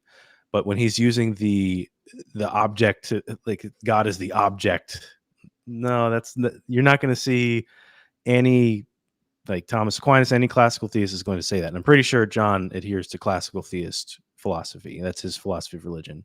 Does that make sense? Or some of it, I mean, I think part of the reason this is, I don't want to be too critical, but I think part of it is that this is intended to be a very quick exchange. And so obviously people can't flesh out the views more. Maybe if he had 10 minutes to articulate and break down what he's saying, I would go, oh, okay. I don't agree, but that makes sense. But as expressed, it doesn't, I can't make heads or tails of what he's specifically saying here. But what we're also seeing is note that he's just stating his position. He's not presenting an argument for it. And he makes reference to saying, I don't think these other views are true. Does he know what moral naturalist views are? Much less does he have an objection to them? If so, I'm skeptical. Like, does he engage with moral naturalism and explain why he thinks the naturalist accounts are generally incorrect? Do you know? I'm not sure. I watch him here and there. Like I said, I really like John.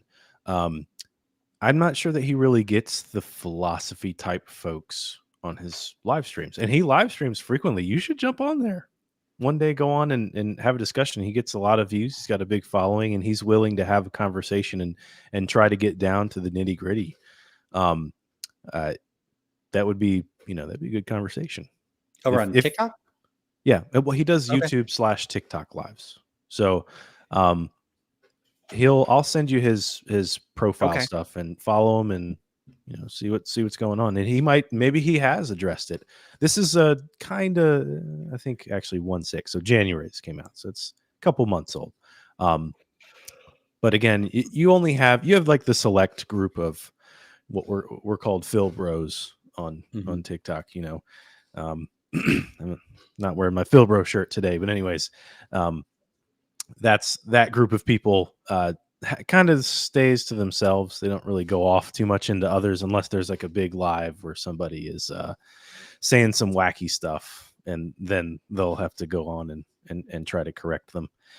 But anyways, we'll see if he can make it a little bit better. I think he kind of explains a little bit more, but I don't think he actually gives an argument for it. Let's see. Believe that we can have objective morality without God. This is my claim. It's not denying that other people have these views.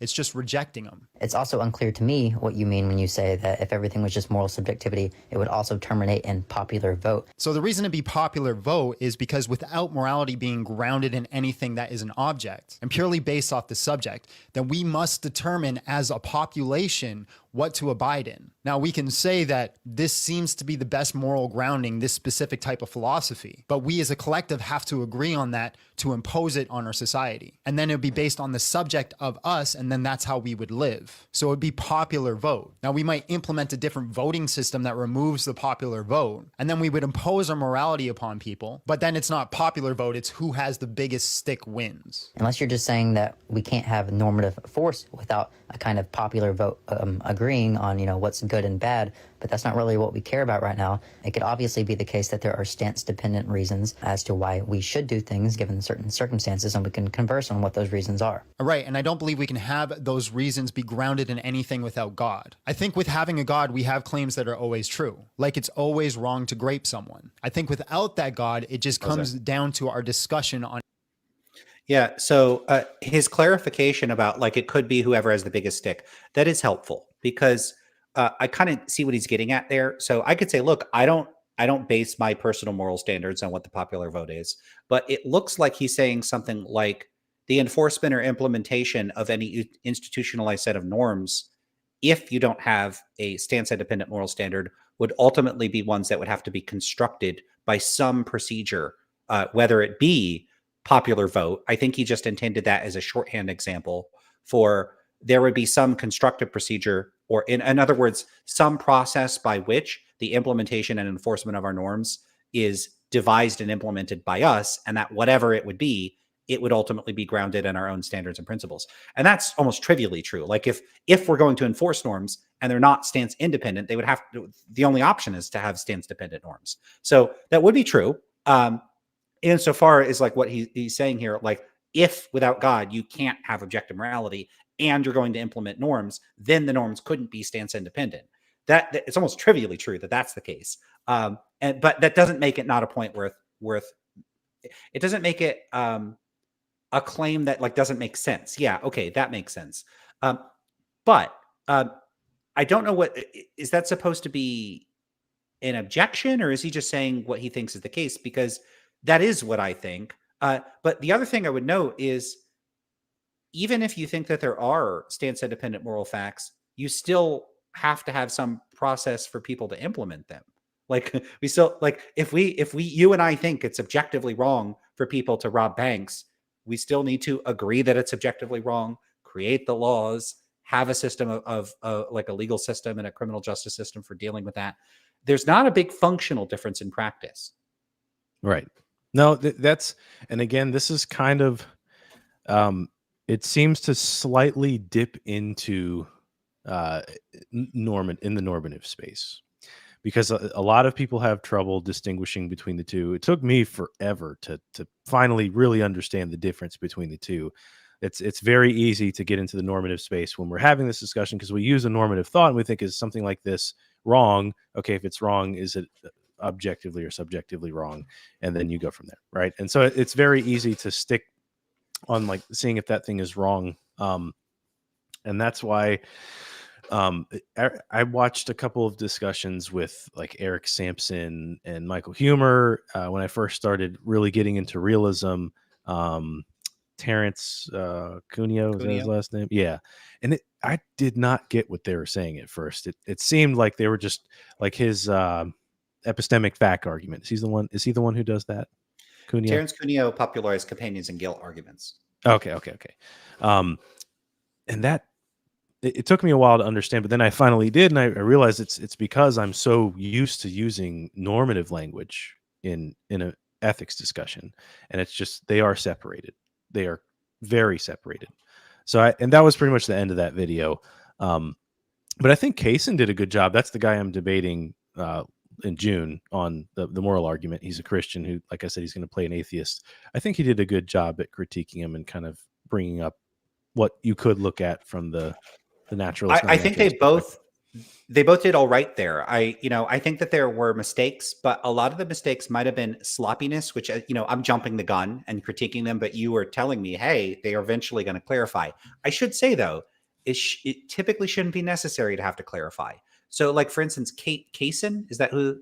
Yeah, Kaysen. Yeah, it would have been helpful to draw a very clear distinction between normative ethics and meta ethics in responding, because I do think it could potentially confuse or mislead people to start talking about virtue ethics and deontology, and then immediately pivot to like Platonism and moral naturalism and non-naturalism with no explicit like indication, like, hey, first I was talking about normative ethics and now I'm talking about meta ethics. These are important conceptual distinctions, and it's important to keep, this stuff over here and that stuff over there, and not just mix and match everything in ways that are going to confuse audiences. So I do think that there were some sort of dialectical errors. There might have been some philosophical errors, but I like that there was some cleanup and clarification towards the end of that help with things. So Good.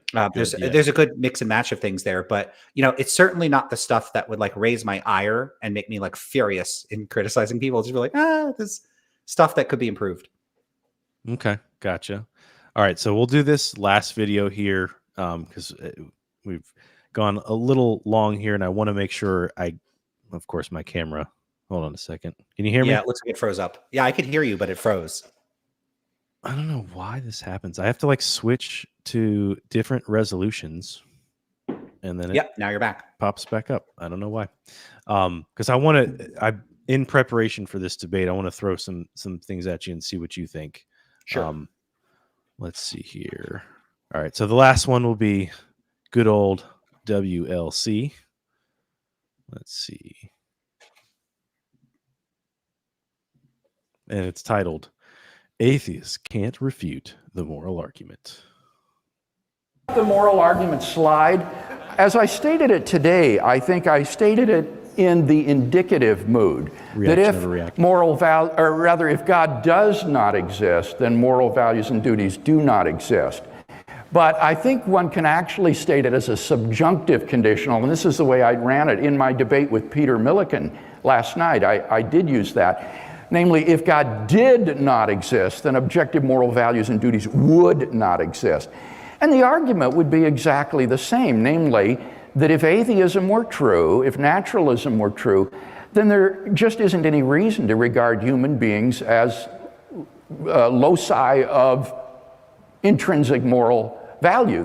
They would just be relatively advanced primates, and I just don't see any reason, any explanation for thinking that the flourishing of these primates on this little planet is the source of intrinsic moral value. All right. So I feel like your first question is going to be, what's intrinsic value? No, that's not my main concern. My main concern is William Lane Craig making an elementary error. I don't know if you spotted it. Well, I mean, it's just... I guess the only thing I can think of is it doesn't logically follow, but maybe I'm wrong. Well, he says atheism, naturalism, and then starts making a bunch of remarks about the implications of naturalism. I see. Yeah, atheism is not naturalism. The same. Yeah. Yeah, I mean, this is a very basic mistake. Lots of atheists are not naturalists. I'm like, depending on the construal, I'm not a naturalist myself. I would use the label or not use the label depending on the circumstances. But there's lots of philosophers that are atheists that are decidedly not naturalists. Mike Humer is one of them. Right. The soul, right? Yeah. So there's nothing barring an atheist from having these views. And even if I don't accept the views, there's no logical contradiction. I don't think that the atheists are making super insane mistakes when they do this. So it's very strange to construe if God doesn't exist, you're stuck with naturalism. That's not true. It's not true in a way that is like very basic. It's very mundane. It's the kind of thing that you would like remind an undergraduate is incorrect. It's not like up for dispute. So it's very strange for William Lane Craig to make such a basic error as that. And that's pretty frustrating. Yeah, that distinction. That distinction is annoying when I'm trying to make a short because then I have to make the distinction, because sometimes an atheist will have, usually an atheist is going to have, a naturalist is going to be the more specifically defined worldview, as opposed to atheist, which has the available different options, non-naturalist, naturalist. So you have to flesh that out if you're going to critique something, particularly with atheism. So that, I think he's probably not talking to like an academic audience. He's probably talking to a more lay audience. And so he's probably more so, normally he's going to critique naturalism. That's usually the case, because he's normally debating some form of naturalist. The individual, if you're going to debate an atheist philosopher, especially William Lane Craig's policy of PhD debates only, they're going to have their positions laid out. I'm either an atheist, naturalist, or I'm not. And so he'll already have that kind of fleshed out. But in this case, he's probably talking to a popular audience. But yeah, that's a mistake that a lot of people will make. They won't see the difference between the two. Yeah, I mean, that's the main. I've seen him present moral arguments a bunch of times, so I don't know if you want me to comment on the intrinsic value stuff. Well, I guess how would one as an atheist, like what would a good way be to, because I mean, this is of course looking at it like a realist atheist point of view. I guess you could still have intrinsic value on anti-realism too. I don't see why that would be incompatible. Depends what you mean by intrinsic value. If by intrinsic value you mean something that's valuable independent of the goals or standards of individuals or groups, then I would say no, you couldn't have that, because it would mean something like stance independent value. Okay. So you might mean something else by it. Sometimes, and this is another problem with inconsistent terminology, and this is kind of unrelated because it's not a meta-ethical position. By intrinsic value, sometimes people mean something like a non-instrumental value, something that is valuable but not for any further purpose. But that's completely consistent with realism and anti-realism. So for instance, if someone wants to be happy, that is a non-instrumental value. They're not trying to be happy to achieve some other goal. They just want to be happy. Whereas going on vacation is instrumentally good, because the purpose of going on vacation is to be happy. That's the non-instrumental good. So sometimes people use intrinsic to mean non-instrumental. That has nothing to do with stance dependence and stance independence. So that's one way people use the term, that it wouldn't be a threat to an anti-realist. But if they mean something is valuable independent of whether I value it or not going to work on anti-realism. Okay. With some caveats and qualifications. It specifically would be that the thing would have to be good or bad, independent of any real or hypothetical agent's perspective on it. Because you could have ideal observer theory, where it could be that something is good independent of whether I consider it good, but its goodness is still dependent on somebody else's point of view. So as long as the view is that something is good or bad, independent of any real or possible point of view, then it's going to be incompatible with anti-realism. Okay, so if you were... Sorry to get technical. Well, no, that makes sense though, because if like you're in the independent observer theory, you're looking at a mother and they have intrinsic value for their child, right? Mm-hmm. That you don't have that, but that is there, and that could be compatible. Is that an anti-realist view? I'm not quite sure what you mean. Like if someone says, "Look, my children are valuable to me, independent of their value to anybody else," that's consistent with anti-realism. Gotcha. Okay. So in the normal sense, though, if somebody says intrinsic value, just basically having value that's independent of external factors, and then that would tend to be inconsistent with anti-realism, because it means something like the thing in question has the property of having like being objectively valuable. So this thing has the property of being valuable, and it's like a normative property, and the normative property isn't made true by anybody's stance. That's definitely not consistent with anti-realism. They're not going to be able to endorse that. Okay. So let me I guess lay out what I think would work in the defense of moral realism. In a sense, I don't have the full syllogism typed out yet.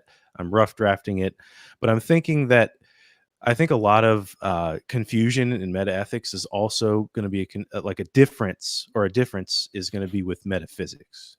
So like a realist and a nominalist, for example, I would imagine you're more likely to be an anti-realist if you're a nominalist. And then of course, if you're a metaphysical realist, then you would more likely be a metaethical realist. Like, do you know any nominalists that are moral realists? I don't know any, but there might be one. I do agree that the nominalists are probably going to be more inclined towards anti-realism. One thing you could do is look at the Phil Paper survey results and see if they have cross comparisons, and you could see if there's people that fall into those categories. Okay, I looked at those, and I just looking at like how many atheists are nominalists, how many atheists are anti-realists, not the cross between the two. I didn't think about that. Yeah, they do have the cross comparisons, and you could look at that. Weirdly, I don't talk to a lot of academic philosophers, but you can find almost anybody that could pick out any pairing of positions that you think sound bizarre. You'll find somebody that endorses them. Okay. So if I mean, it wouldn't. I mean, keep in mind, you do have people that endorse that there are like true contradictions and stuff. So, like people have all kinds is of that wild for beliefs. real? Like, Yes, it's for real. okay.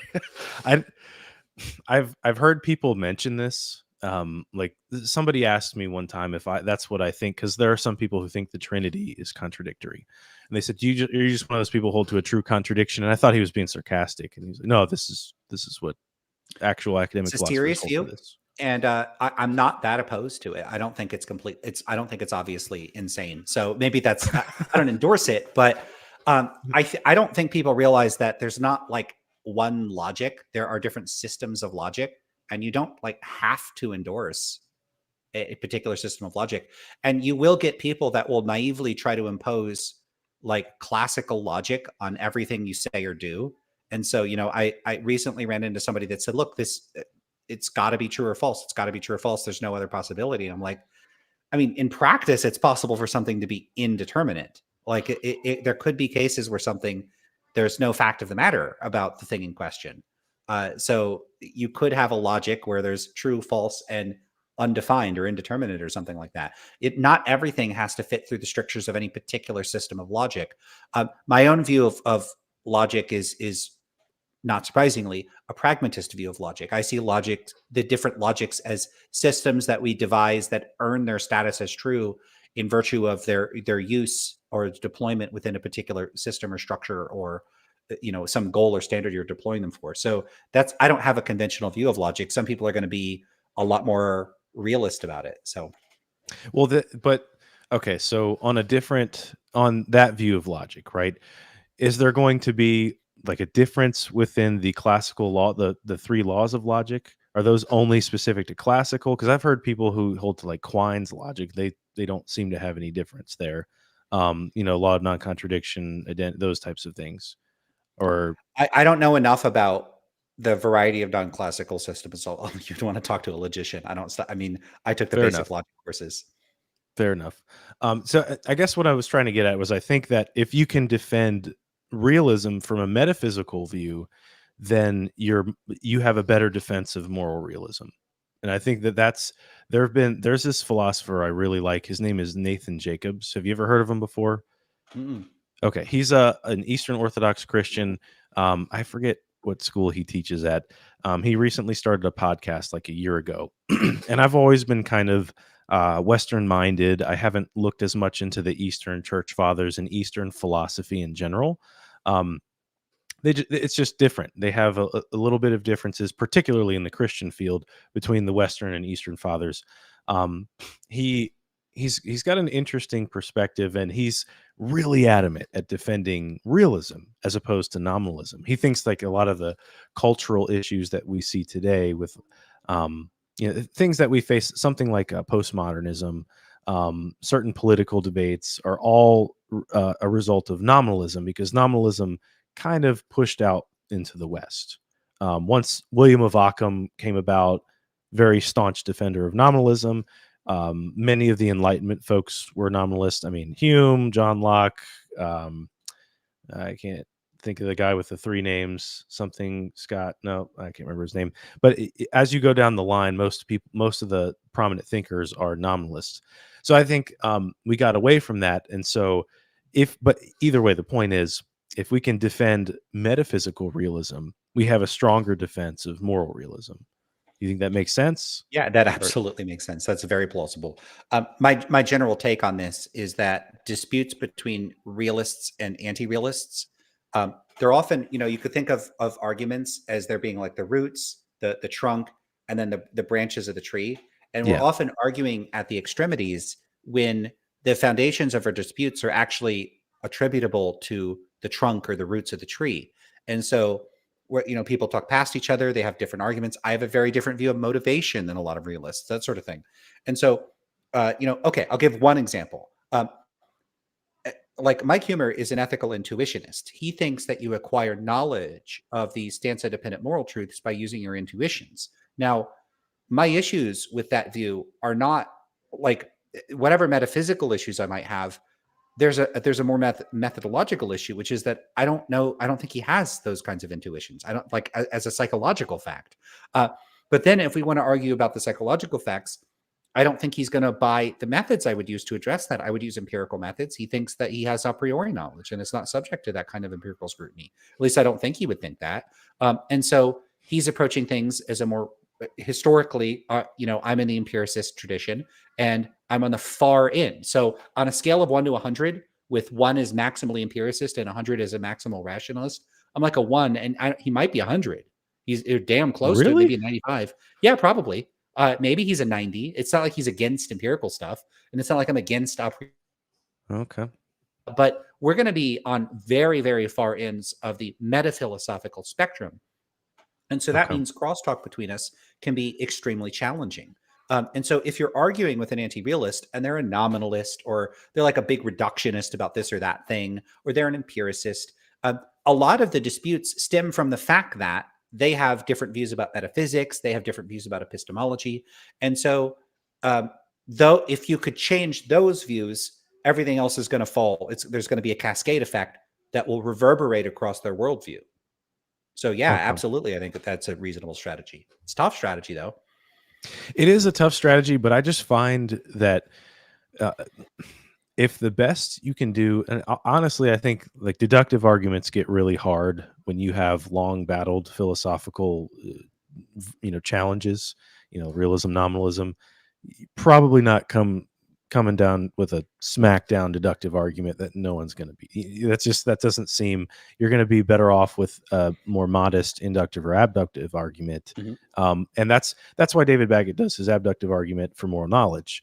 I think so. If I can essentially defend metaphysics of realism, then of course you have to then from there, if we're doing a moral argument, you have to justify why God is the best explanation for a realist metaphysic. Many people today would say that if Plato was alive today, he'd probably be an atheist. And I don't know for certain. Obviously, back then, it was very rare for people to be atheists. In fact, Christians, the Greeks and Romans called Christians atheists because they only believed in one God instead of multiple.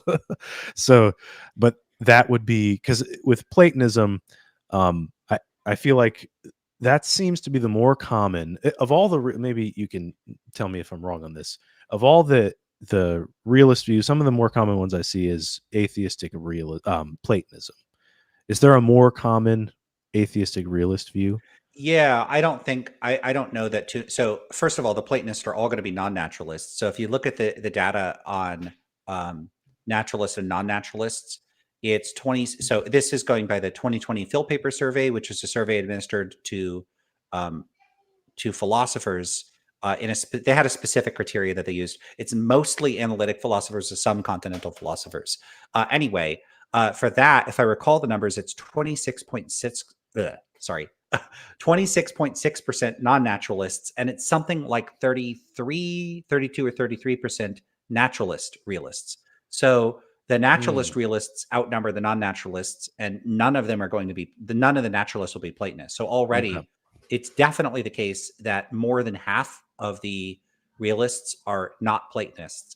Of the non-naturalists, some subset of them will be Platonists. I don't know what proportion. Okay. Do you think I'm not going to hazard a guess? I don't know. Okay. I'd have to look at that. I really need to look at that. What do you by any chance, do you know what the portion of moderate realists would be within that camp? What do you mean by moderate realist? So basically kind of more Aristotelian realist. That's good. I don't know. So you're gonna have a lot of problem with a lot of the views that are ground. So you did have something happen in the the quote unquote secular analytic philosophy, which is you had people like Alistair McIntyre and a handful of other people that contributed. That his name came to mind because he died recently, and he was a big force in contributing to this. Who were the other big people? This is going to bug me. Anscombe and a handful of other people. Unless I'm having a total brain fart here. So you had a variety of people that brought virtue ethics back into the fold in normative ethics. And I occasionally run into people that are reviving Aristotelian and you could say kind of like old school approaches to meta ethics as well. My impression is that they're not very common among analytic philosophers. Gotcha.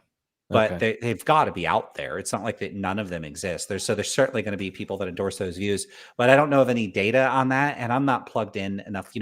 I'm not good at networking. I don't go to a lot of philosophy conferences, so I don't have a good pulse on the vibe of the realists out there to know what tends to be popular among them. And I should note too, there's going to be a difference between the meta-ethical stances that are popular among like philosophers in general, like analytic philosophers, and then the people that are like doing the current work in meta ethics. That's going to be a much smaller club of people.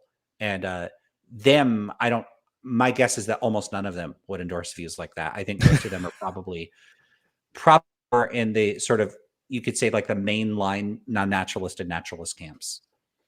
Okay. Gotcha. Yeah. I was thinking more of like an Aristotelian Thomistic realism. You're going to be like somewhere in between there. Aquinas is a lot more moderate. He's more moderate even so than Aristotle. Of course, Aristotle's far more moderate than Plato. So that group, not that you have to be in that camp specifically to make theistic arguments, but I think that would be a more successful route into like winning an argument perhaps or showing. And I think having a Bayes strategy too. So this is going to be like probably not going to do too well. I don't know how you would do a Bayesian argument for anti-realism versus realism, but you could from a naturalist perspective versus a theistic perspective. Have you seen any of like Bayesian arguments I've seen to gotten last 2-3 years a lot more popular. Have you seen those on the rise at all, or? I haven't seen them on the rise recently. Maybe they might even have that wave might have already crested. I mean, I was loosely associated with like the rationality community and stuff for quite a few years, and so I was introduced to the widespread use of Bayes. I don't know, 15 years ago, like a long time ago. So I've already been inundated with that stuff, and I still see them around. I don't know how well the Bayesian approach would work. I would say from a strategic perspective, if someone were going to argue with me about anti-realism, I would tell them to go like a Thomistic or some type of teleological account, simply because those accounts are so uncommon in the literature that I read that I'm less prepared and familiar with them. I mean, I know how to respond to like a conventional analytic or synthetic naturalist. I know how to respond to like a non-naturalist of the style that like, Mike Humer would present.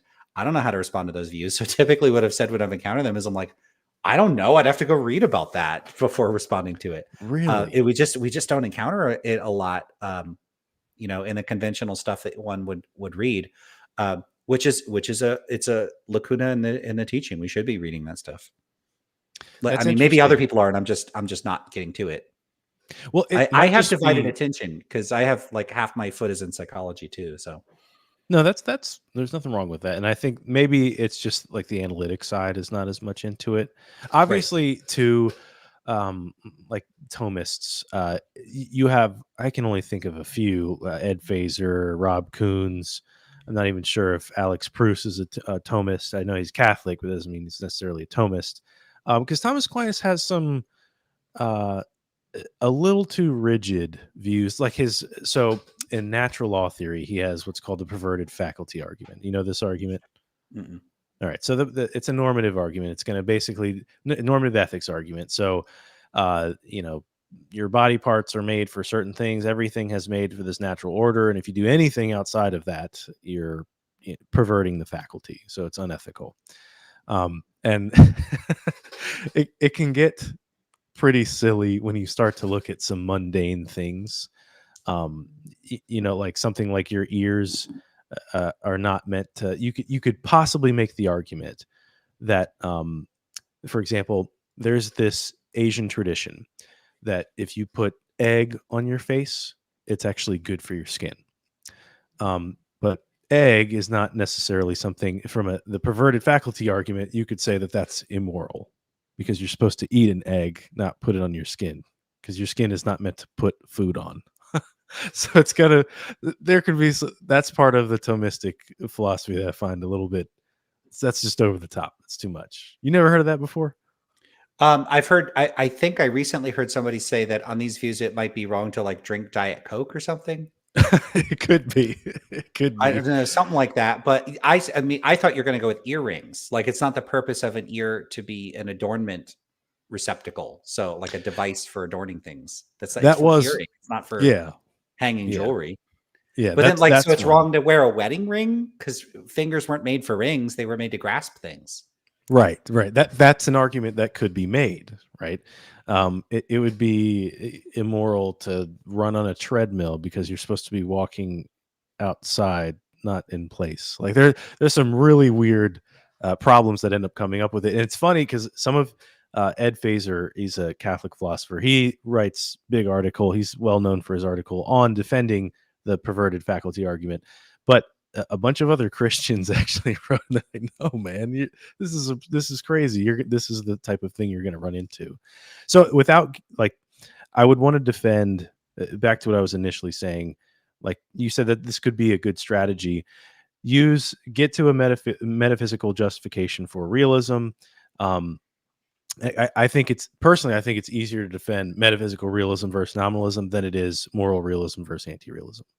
I think it's easier to defend, and then from there do like a justification with a Bayesian style approach. So I think we can add to the probability for theism, like giving explanations to increase the priors thus posterior for theism being the case that this realism is true, and then we can do the same from a moral stance if I want to jump back into that with an evolutionary debunking argument. I wanted to ask you what are your thoughts on EDAs, evolutionary debunking I do arguments? have a paper on EDAs, so Oh, you you do? could check that out. I have a couple Okay. co-authors on it, Tyler Millhouse and David Moss, who did excellent work on that. So yeah, EDA. So technically, my main objection to non-naturalist realism is a type of debunking argument, but it's not one rooted in the evolution of human moral cognitive faculties, because I don't think human moral cognitive faculties are a direct product of natural selection. So I would favor what you would call like a cultural debunking argument. So basically, I favor an argument that says that it's not that people think that there are moral facts, but that's due to some like non-truth tracking cognitive faculty that we evolved. What I think is actually happening is that moral realists mistakenly think moral realism is true because they are steeped in a philosophical tradition that they're inducted into, and that the mistakes are largely confined to philosophers, not to people in general. And that pairs well with my view that non-philosophers are not typically moral realists. There's a handful of ironic features of this that are they synergize well with if you were an anti-realist and a Christian, because I actually think that the contemporary rise of secular moral realism is a byproduct of the decline of Christianity and theism among academic philosophers. And my debunking argument heavily depends on the rather titanic influence of Christianity and monotheism more generally on the psyche and the culture of the predominantly post-Enlightenment, Western philosophers doing this work. The rough picture is something like this: thousands of years, people are steeped in this view that there is divine forces of good and malevolent forces of evil. There's this strong Manichaean, like there's this sharp dichotomy. There's the good stuff and the bad stuff. There's God and there's the devil, right? And so people have this very stark, there's good and there's bad.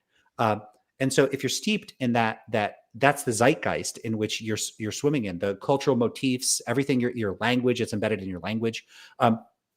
If you peel away God as the authority and you get rid of the traditional metaphysical, spiritual, religious foundations of that sense of good and evil, now you have this sense of good and evil, but it's unmoored. You don't have anything to sink it into as a comprehensive worldview. And so you have this sentiment, but you have you don't have a shelf to put it on. So what do philosophers do? Well, I got the sense that there's good and evil. I must be directly sensing good and evil. I don't need God for that. And so I know that might sound a little silly, but I think that's basically what people are doing. Well, So that's kind of what Nietzsche said. yes. Basically, I think Nietzsche got it right. Yeah. Mhm. Yeah. Okay. I have to read that paper. Is there a paywall behind that? Yeah, that's fine. For what? For you, is that part of your paper? No, I haven't put that in a paper before. Oh, okay. There are people that have articulated. So this is not an idea that's novel or original with me. I'm just endorsing a sort of cultural account of why people are disposed towards realism. Some of that's Okay. probably influenced down the line. Like, so my first philosophy paper was on Nietzsche. So I encountered Nietzsche very early on. And I think he had a lot of good insight into what was going on with people at the time and how Christianity was shaping and influencing people's moral views, and seeing the existential angst of people turning away from God and then coming on board and not what is the thing, like wither all worlds. He's a lot of very cool things to say. He had a lot more insight than I do and had a lot cooler things to say about it. So what I have is a very proto debunking argument that's not very well developed. I don't have his knowledge of the depth of knowledge he has, or many people have, of the history of Christianity shaped culture. But that's the direction I lean in, is that the mistakes being made are not a product of biological evolution. They're a product of culture. Okay. So you call this the CDA? Yeah, you could call it a CDA. Probably people are using that terminology out there somewhere. Okay. Any philosophers or any other than Nietzsche, I guess, that you would refer to that have written on this that I could look up? Or I really, I saw a really cool talk that seemed related from Edouard Machery, where he had some remarks, but I remember it was because he quoted Nietzsche. So, Okay. but our paper is a response to a line from Machery and Mallon in a paper of theirs, but it's like a throwaway line. So I don't think their original paper isn't really about that. They have a really cool paper that's just talking about disambiguating different conceptions of what it means to say that morality evolved. It's a cool paper, but it's not that relevant to this. So people that have cool stuff to say about EDAs. As far as cultural debunking arguments, I don't know of where you could locate one in a paper. I could look after this. I'd actually be curious myself. If you find one, well, go ahead. Stephen Stitch has made some remarks in this direction too. But again, these are like remarks that happen at the end of a book chapter. It's not like the paper's about that. So it's not going to be super helpful. No, I mean, this view that I formed is kind of an amalgamation of ideas out there. So it's not based on a paper. Unlike like indeterminacy, like there's a specific paper I could point to for Michael Gill, but there's not one for this. I'm gonna look. So let's be in touch, and I'll look for something on this. Okay. But the EDA literature is absolutely exploded. There's so much now. So I mean, I couldn't possibly read all of it. Yeah, no, that's I thought what you had mentioned though, your CDA, that's interesting. I've never thought of I've thought of that from, I guess, not like too long rather, but that does make a lot of sense. Obviously, I guess it's still the case the majority of philosophers and ethics are still realists, I imagine. Yeah, so that latest survey that I've referenced like 60 times already, it found 62% of philosophers endorse moral realism. I believe it's also something like 70-80% of them are atheists. So even if you account, like even if you control for all the theists, it's still a majority of the atheist remainder are still moral realists. So yeah, a majority of philosophers are moral realists, and that holds even if you exclude all of the theists. Okay. So it is the more prominent view right now. And that does not mean the remaining 38% are anti-realists. It's actually only 26% are anti-realists. And then you have, I don't remember the numbers, 13 or 14% or something, or like other. So when they gave that survey, they'll give you A, B, C, or pick one of these 78 views, or write your own view and do whatever you want. You don't care. Undecided. Yeah. So you do have a lot of views like, they're philosophers, so they're going to be silly with these survey responses. So the options will often be like A, B, A and B, neither A and B. So some third alternative. So they usually give them like 60 other options. That's crazy. Okay. Yeah, it's very funny. And the surveys are presented in simple form, but you could click on the plus sign and it'll give you all the others. Okay. If you, like I said, if you find, I gotta, of course, fix my resolution again. If you find any literature on that CDA. That's really interesting. Well, so you've written on the EDA. Do you think that the EDA is a good mechanism to go against the naturalist realist? Against naturalist realists? Yeah. No, No. I don't think evolutionary debunking arguments are going to pose any. I think that there's pretty good responses to them from pretty much anybody, including non-naturalists. So I don't think non-naturalists could appeal to something more so than that. I guess I had a discussion with somebody I know on TikTok, Amdir. You might know who he is, and we talked about. That's how I think that's how I got introduced to you. Actually, you might have been watching our live, and we talked about this, and I didn't find many of the responses that persuasive, so to say. I guess I'm not sure. Now, with what you had said, maybe you could use a CDA of a sort to rescue. I just like from a probability perspective. Obviously, this isn't of that much importance to you because you're not even a realist. But if somebody present the standard EDA, how would you typically get around how would someone respond to the probability perspective? They would just say, well, it's still not that surprising, because that's the whole crux of it. How is it that one creature of all that are in existence have this capability of being rational and making moral judgments?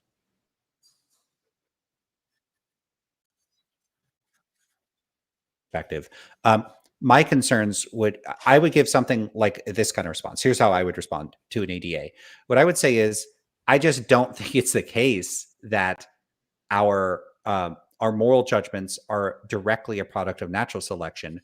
Rather, what I think is that humans evolved a capacity for a variety of types of flexible ways of thinking that allow us to reason in general and abstract terms. And among other things that we could do is we're able to reason to and arrive at conclusions for which we don't have any direct adaptation at all. And this includes the sciences, and this could also include an ability to ascertain what the moral facts are and to be responsive to those. I don't think so. This is why that paper by Mashry and Mallon is of interest to me. What they talk about in that paper, and I guess I'll just say a bit about it, is they're like, look, when people say morality evolved, you could disambiguate that in at least three ways. One is you could say that some of the psychological components involved in moral judgment evolved. So that could be stuff like emotion, or reasoning, some of the stuff that's used for moral judgment, that those things were the product of natural selection. And they say, yeah, I mean, this can be true, of course. And in any given case, you're going to have to address them piecemeal, one by one, is look at the facts about what the evidence says about the selective pressures that gave rise to emotion. But certainly, obviously, emotion exists and it's involved in moral judgment. But that doesn't mean that we have a special faculty for thinking about morality in particular. So sure, it could be true that some of the components evolved, but that's not going to get you in any straightforward way morality evolved. Then you have a second one where they talk about normative cognition. And this is the ability to think in terms of good, bad, right, wrong, should, shouldn't, that sort of thing. And they're like, yeah, you can make a case for that we evolved the capacity to recognize, internalize, and acquire norms and then act on them and enforce them. So stuff like guilt, shame, mechanisms of enforcement. But again, that doesn't pick out morality, because keep in mind, there's things like social conventions. People develop and enforce social conventions like how to dress and how to eat at a table. Those aren't moral issues. So then they get to this third and final idea, which is that a capacity for distinctively moral cognition evolved, where moral cognition is a special type of cognition. And what they argue is there's not actually good evidence for that. There's just not. We don't have good evidence of that. And Mashry has another paper that he published later in the Atlas of Moral Psychology called Morality, a Historical Invention. And then Stephen Stitch in that same volume has a paper called The Moral Domain. And so that paper, The Moral Domain, is looking at the question, well, what on principled grounds distinguishes moral norms from non-moral norms? Like, what principled set of characteristics allows us to say, these are the moral norms, these are the non-moral norms, in the way that you would say, this is a mammal, this is a non-mammal. And Stitch's answer is nothing. There is no moral domain. And Stitch's argument is morality is the distinguishing moral from non-moral things. That's something created by culture. It's not an innate part of the way that we're disposed to think. Now, that might sound really radical to people, but I think it's because people are not people think if a society is like against murder, that's a moral standard. But having standards doesn't make them necessarily moral. If you want that term to do any work, you need to be clear about what it means for something to be moral as opposed to non-moral. And efforts to draw that distinction in a principled way, I believe, and they argue, Stitch and Mashry, have not been successful. There's another great paper on this, Senate Armstrong and Wheatley, called The Disunity of Morality and Why It Matters for Philosophy. I think that's the title. And they go through a list of like, here's how you might unify it. That doesn't work. Here's how you might unify it. That doesn't work. And so on my view, I don't think morality evolved as a product of evolution. So EDAs, if they're like, hey, morality evolved, and then it has this tracking problem. Well, if it evolved, I might agree that it has a tracking problem, but I don't agree that it evolved. So almost everybody that responds to EDAs focuses on, they just grant the assumption that morality evolved in the relevant sense. And then they look at, well, how do you deal with this tracking problem given that it evolved? But why are they granting that assumption? We could actually question whether morality evolved. And so I think that there's this presupposition that is being just allowed to pass without challenge, because if you say, I don't think morality evolved, you sound like some kind of like anti-science lunatic or something. And that's not at all the case. I could tell you another controversy. I don't think spoken language is a direct product of natural selection. I think it's an amalgamation of psychological processes that we already had available. This is a view that serious people that study language cognition think. So you don't have to think like, okay, I'll give some simple examples. Baseball is not a direct product of evolution. We don't have baseball playing genes. Of course we do, right? See a little DNA, but we don't. Like a baseball bat. No. Yeah. So, or specific languages. It's not like there's genes for speaking French. That's ridiculous. And so I see morality as a cultural technology.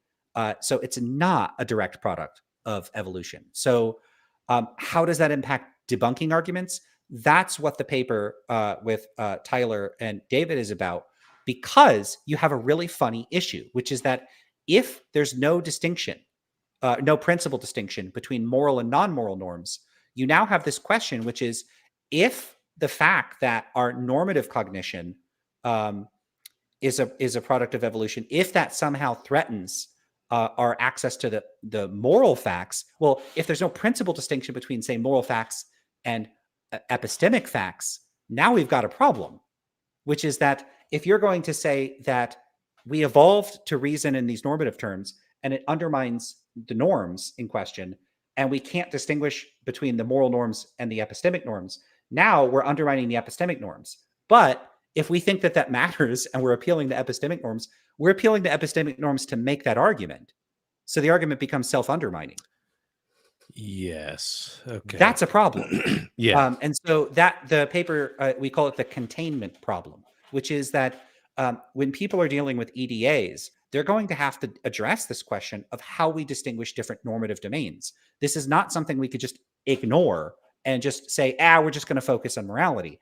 I don't actually think we could successfully do that and treat morality as a direct product of natural selection. If it's a product of like categories we've invented, there might not be any principled way to focus on morality and not focus on these other domains. But then we talk in there about strategies about how you might do that. So, there's like, you could say, okay, they're all threatened, but then we could look at the epistemic norms and then maybe those could be successfully naturalized and vindicated, and we could rescue those from the jaws of debunking. So there's various strategies that you might employ. So I think the whole thing ends up getting really, really messy. And my general concern with EDAs is that people are inattentive to the empirical details of how we distinguish different normative domains. And this is why I focus so much on psychology. I think it's really relevant to this sort of stuff. But as far as naturalists, I generally see my like cultural debunking argument specifically as a threat to non-naturalist accounts of realism. I don't see it as posing any particular threat to naturalists. The naturalist ways of identifying what the moral facts are going to circumvent a lot of the epistemic concerns that I have about non-naturalists. And so I would have to have a separate set of concerns for naturalists. Okay. Gotcha. Sorry, no, I'm sorry. I gave such a long answer. No, but that gives me, I mean, I need to be prepared. So I doubt he'll come up with, he might come up with a couple of what you presented, but that does make sense. Like essentially you have to be able to distinguish what you have to establish what the term, what you mean by moral. Like, what do you mean by having moral knowledge? What does that mean? Having the ability to to judge something that's good and evil.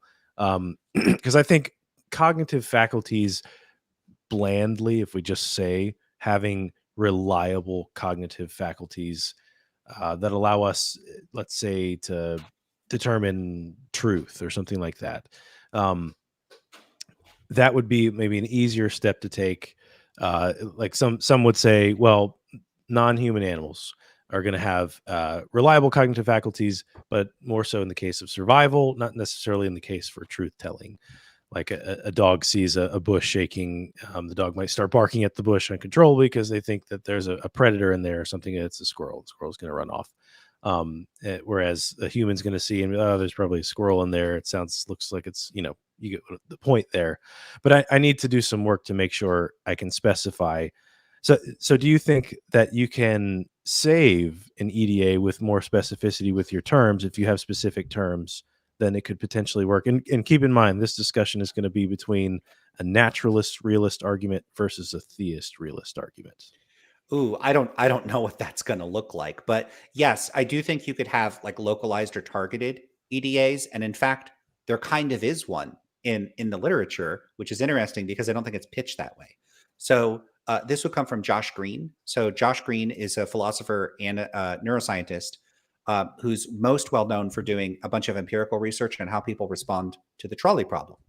And he put forward what he called the dual process model of moral cognition, where he argues that we have two different cognitive systems for addressing moral judgment. One of these systems is this fast, automatic, heuristic-based, intuition-based system, and it tends to lean more on deontological ethics. And then the other system is a slow, deliberative. That system tends to produce more utility.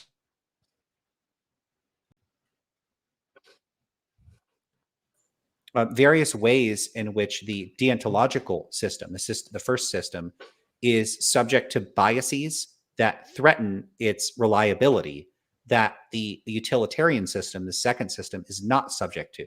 And so we could debunk the deontological judgments, but we end up, it's a selective debunking argument. We don't debunk the utilitarian judgments. And so they have a comparative epistemic advantage. They're more reliable, they're more trustworthy. And so we should put more stock in our utilitarian judgments, not in our deontological judgments. And that actually is a kind of debunking argument that's selectively targeting certain aspects of the content of our normative moral judgments. It's a very cool idea. Yeah, I actually pulled that up while you're saying. He's a psychology professor at Harvard. Mm-hmm. Okay. I don't think the argument works, but it's cool and it's clever, and it is a reasonable way of integrating empirical findings and philosophy.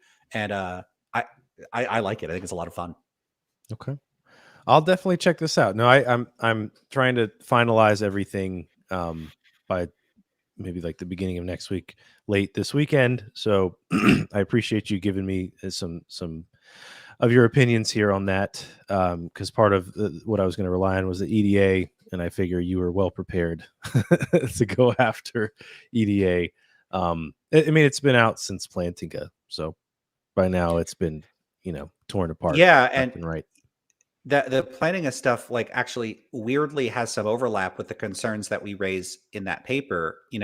Because as far as I understand, his views target epistemology and human reasoning as a whole. Truth telling, yeah. So we raise concerns that kind of reintroduce that from a different perspective, because I didn't approach that with him in mind. And I'm like, I've heard oh, wait a minute, that actually sounds similar to some of the concerns we raise, which is a little weird because I'm not religious and I'm not looking at it from that perspective.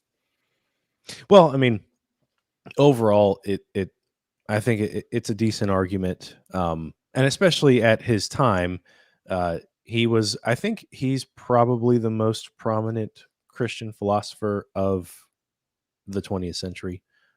He's still alive, so you could say 21st century too, but he's retired and moved on. Either him or Richard Swinburne. I like Richard Swinburne a lot. I especially like the way Richard Swinburne talks. He has this feng shui. Have you heard him talk before? No, I wouldn't. It wouldn't come to mind. But I should say before I forget, some of the responses and points that I made about the EDA, I don't want to. Anything that I said that's stupid or wrong, I'll take responsibility. But to the extent that anything I said was reasonable about the EDAs, I do want to give credit to someone. I ran into a philosopher. This is back in 2012 at a conference, same conference with Mashery. I think his name was Fitzpatrick, and he had some papers on EDAs responding to and criticizing them. I think he might be a Christian philosopher, but in any case, I think it's William Fitzpatrick. I mean, this is like it's like 13 years ago. Let me see if I got that right.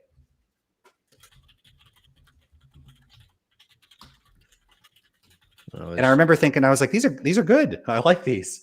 And yeah, it's William Fitzpatrick. I thought the papers are good, like in spite of myself, right? Because I'm like, I'm an atheist and debunking arguments. And then I read these papers and I'm like, I don't think these are bad responses. I like these. So yeah. Is he at Rochester?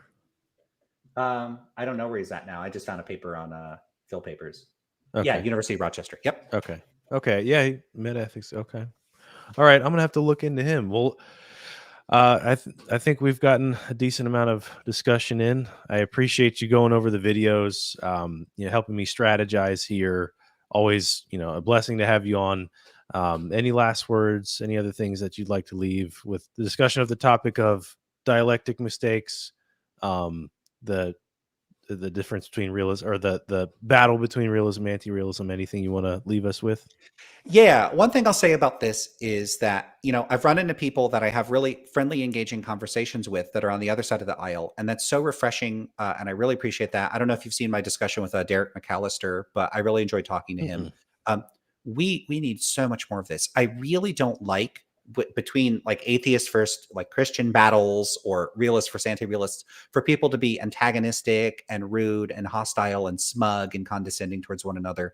It's so unnecessary. It doesn't help anybody. And if we can build bridges where people that have different points of view can have completely reasonable conversations, I think it's a model for a more productive style of discussion. I don't think that antagonism is productive. Yeah, unfortunately, antagonism gets views, so that's what drives it. That's and I think that maybe the community that is looking for more productive conversation is growing, because I've seen that there are folks that do these types of discussions that are getting more popular. So that makes me happy. Whereas you see also like Joe Schmidt's channel, that's exactly who I first thought of as like a person that is a model for how to approach conversations with people you disagree with. He's the best at it. Right. And it's sadly, with the content he puts out and all of the professionals he gets to come on his channel, I mean, you can almost find every topic in mainline philosophical discussion an expert come on his channel, and the opposition to him come on his channel at one point. And he's only got like 20 some, maybe 30,000 subscribers now, and he's been doing it for so many years. I would just think somebody with that type of content would have a lot more, but yeah, there's not a lot of big philosophy channels. Like Kane B is one of the biggest, actually. And it's probably because he covers pretty much everything in philosophy. And he does these really helpful videos where he just covers topics that anyone could go, but like they're useful as a resource. I've used them before. So you have that. But the topic, these are just niche topics that not that many people are interested in. I mean, if we just started posting about like politics or food tomorrow, or sports, we would immediately have 10 times as many views instantaneously. So. Oh, well, nonetheless, we'll continue. But again, I appreciate you coming on. Thank you, everybody, for tuning in. I hope you guys liked the discussion, and we'll see you guys next time on Truth Over Tea.